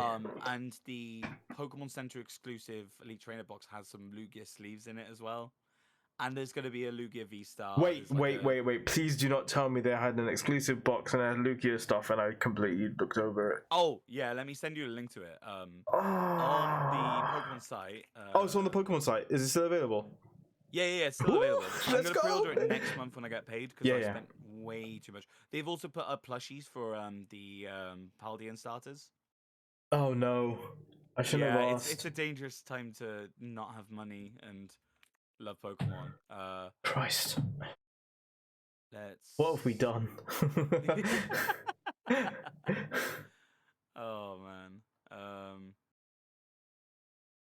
let's see. I'll send it over to you on Twitter in a DM. I do want to say, if you had picked up one of those leaflets at Pokemon Worlds, it's got a code on there, and if you redeem that code on the Pokemon Center UK, you get some postcards, just to let you know, so you can combine them both together if you got one of those postcards, or not postcards, one of those leaflets. Yeah, and that code is WC22PCUK. Do you want to say it one more time? I happen to have that right next to me. Yeah, if you want to say it one more time for people. I actually made an order to do that as well. People listening. So WC22 or 2022. Oh, wait, one sec. Let me go get it again. It is WC22PCUK. Awesome, thank you. I'll go into my customer service. My favorite thing is, like, after you're it the first time, you just yeeted it. You're like, I will never need this again. Oh wait, hang on. Yeah, I said the code. It's all good. Awesome. Well, thanks for the link as well. So yeah, no, thank you so much for talking about the pre-release, and I guess we're gonna go to our final segment. Beepity beepity beepity beep beep beep beep beep beep. Siôn, where the Helioptile is Pokemon sleep? I don't know. Someone needs to wake him up because it's just being slept on at this point. Wake me up inside. Oh god. So actually the Pokemon Twitter did a very, very cheeky thing, and it basically was a tweet like, having trouble sleeping, why don't you count Wooloo? And I'm like, oh, you know what you're doing, good sir. Yeah. You know what you're doing, tormenting us after all this waiting. But my friend on my Discord server, he's quite big into his Pokemon Go, so he pays attention to all like the data mines and stuff like that. And in the latest data mine, actually, we strangely do have some sort of news. Is that if you remember the Plus Plus, which was supposed to be this peripheral that was going to be coming with like Pokemon Sleep when they first announced it. Like put in your pillow, yeah. So apparently it has a speaker, and it's got a voice effects setting on it. So that's quite interesting. But that's like the only like sort of like update we've got in relation to Pokemon Sleep, which is really weird. So yeah, we still officially haven't heard anything since the first time they've announced it, which is unfortunate. But hey, you know what? Someone needs to wake him up inside, like you said. So yeah. That's all we can hope for. I need to earn Pokemon stuff for sleeping. We just need Pokemon Sleep in general. After those 4 days at Worlds, I have never been so tired in my life. Like, oh god, same. I was exhausted. I left London the next day at like 3 p.m. Yeah. But it just, a lot of it, I had to get out of my hotel by 10 a.m. Yeah. So a lot of it was just me doing like a cafe crawl around Victoria, just going from like coffee shop to coffee shop, just keeping myself alive until I got my mega bus home. I'll tell you what we need from you. We need like a meal deal tier list. Like that'll be absolutely. That'll be elite.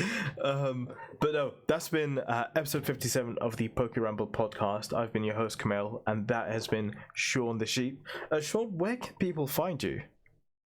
Yeah, I'm on Twitter at Siôn the Sheep, but with 2 3s instead of 2 E's because it was taken. I'm also on Instagram as Siôn the Sheep, but with 3 E's because Siôn the Sheep was taken there too. And then on Facebook, if you're in the Bristol area in the UK, if you just happen to be there, if you look up the Bristol Pokemon Academy, we're quite active there, and we're doing loads of local events in the Bristol area. Yeah, that's about it. God forbid you become famous, because man, everyone's starting to take your hashtags, your usernames as it is. Like... It was some other person on Twitter. I remember when I made it back in, I don't know, 2011, 2012. Some random guy took it. I'm like, oh, fair play, he got there first. I went on there like a few years ago just to see, and he's not been active for like several years. Yeah. So hopefully I can take it back, because I'm Siôn the Sheep. Yeah. Look at me. Or I could change it Look to at Siôn me. the Maroon. Yeah. Siôn the Wooloo. Oh my god. Yeah, that's your YouTuber channel when you start it up, like Siôn the Maroon, like the Bird Keeper Toby, like that kind of energy. Oh, amazing. Well, no, thank you very much for joining us. And just for the people listening, next week we're going to do a more Pokemon Masters focused episode, because there's so much news in relation to that. It's not even funny. So we'll talk about that, and then I think the following week, if nothing pops up, we'll talk more about the VGC news and not VGC news, the video game news, and talk more in depth about, you know, what each of those moves or items could mean for the meta going forward. But yeah, thanks again for listening, and you can find Siôn's stuff in the description below. And yeah, catch you next week.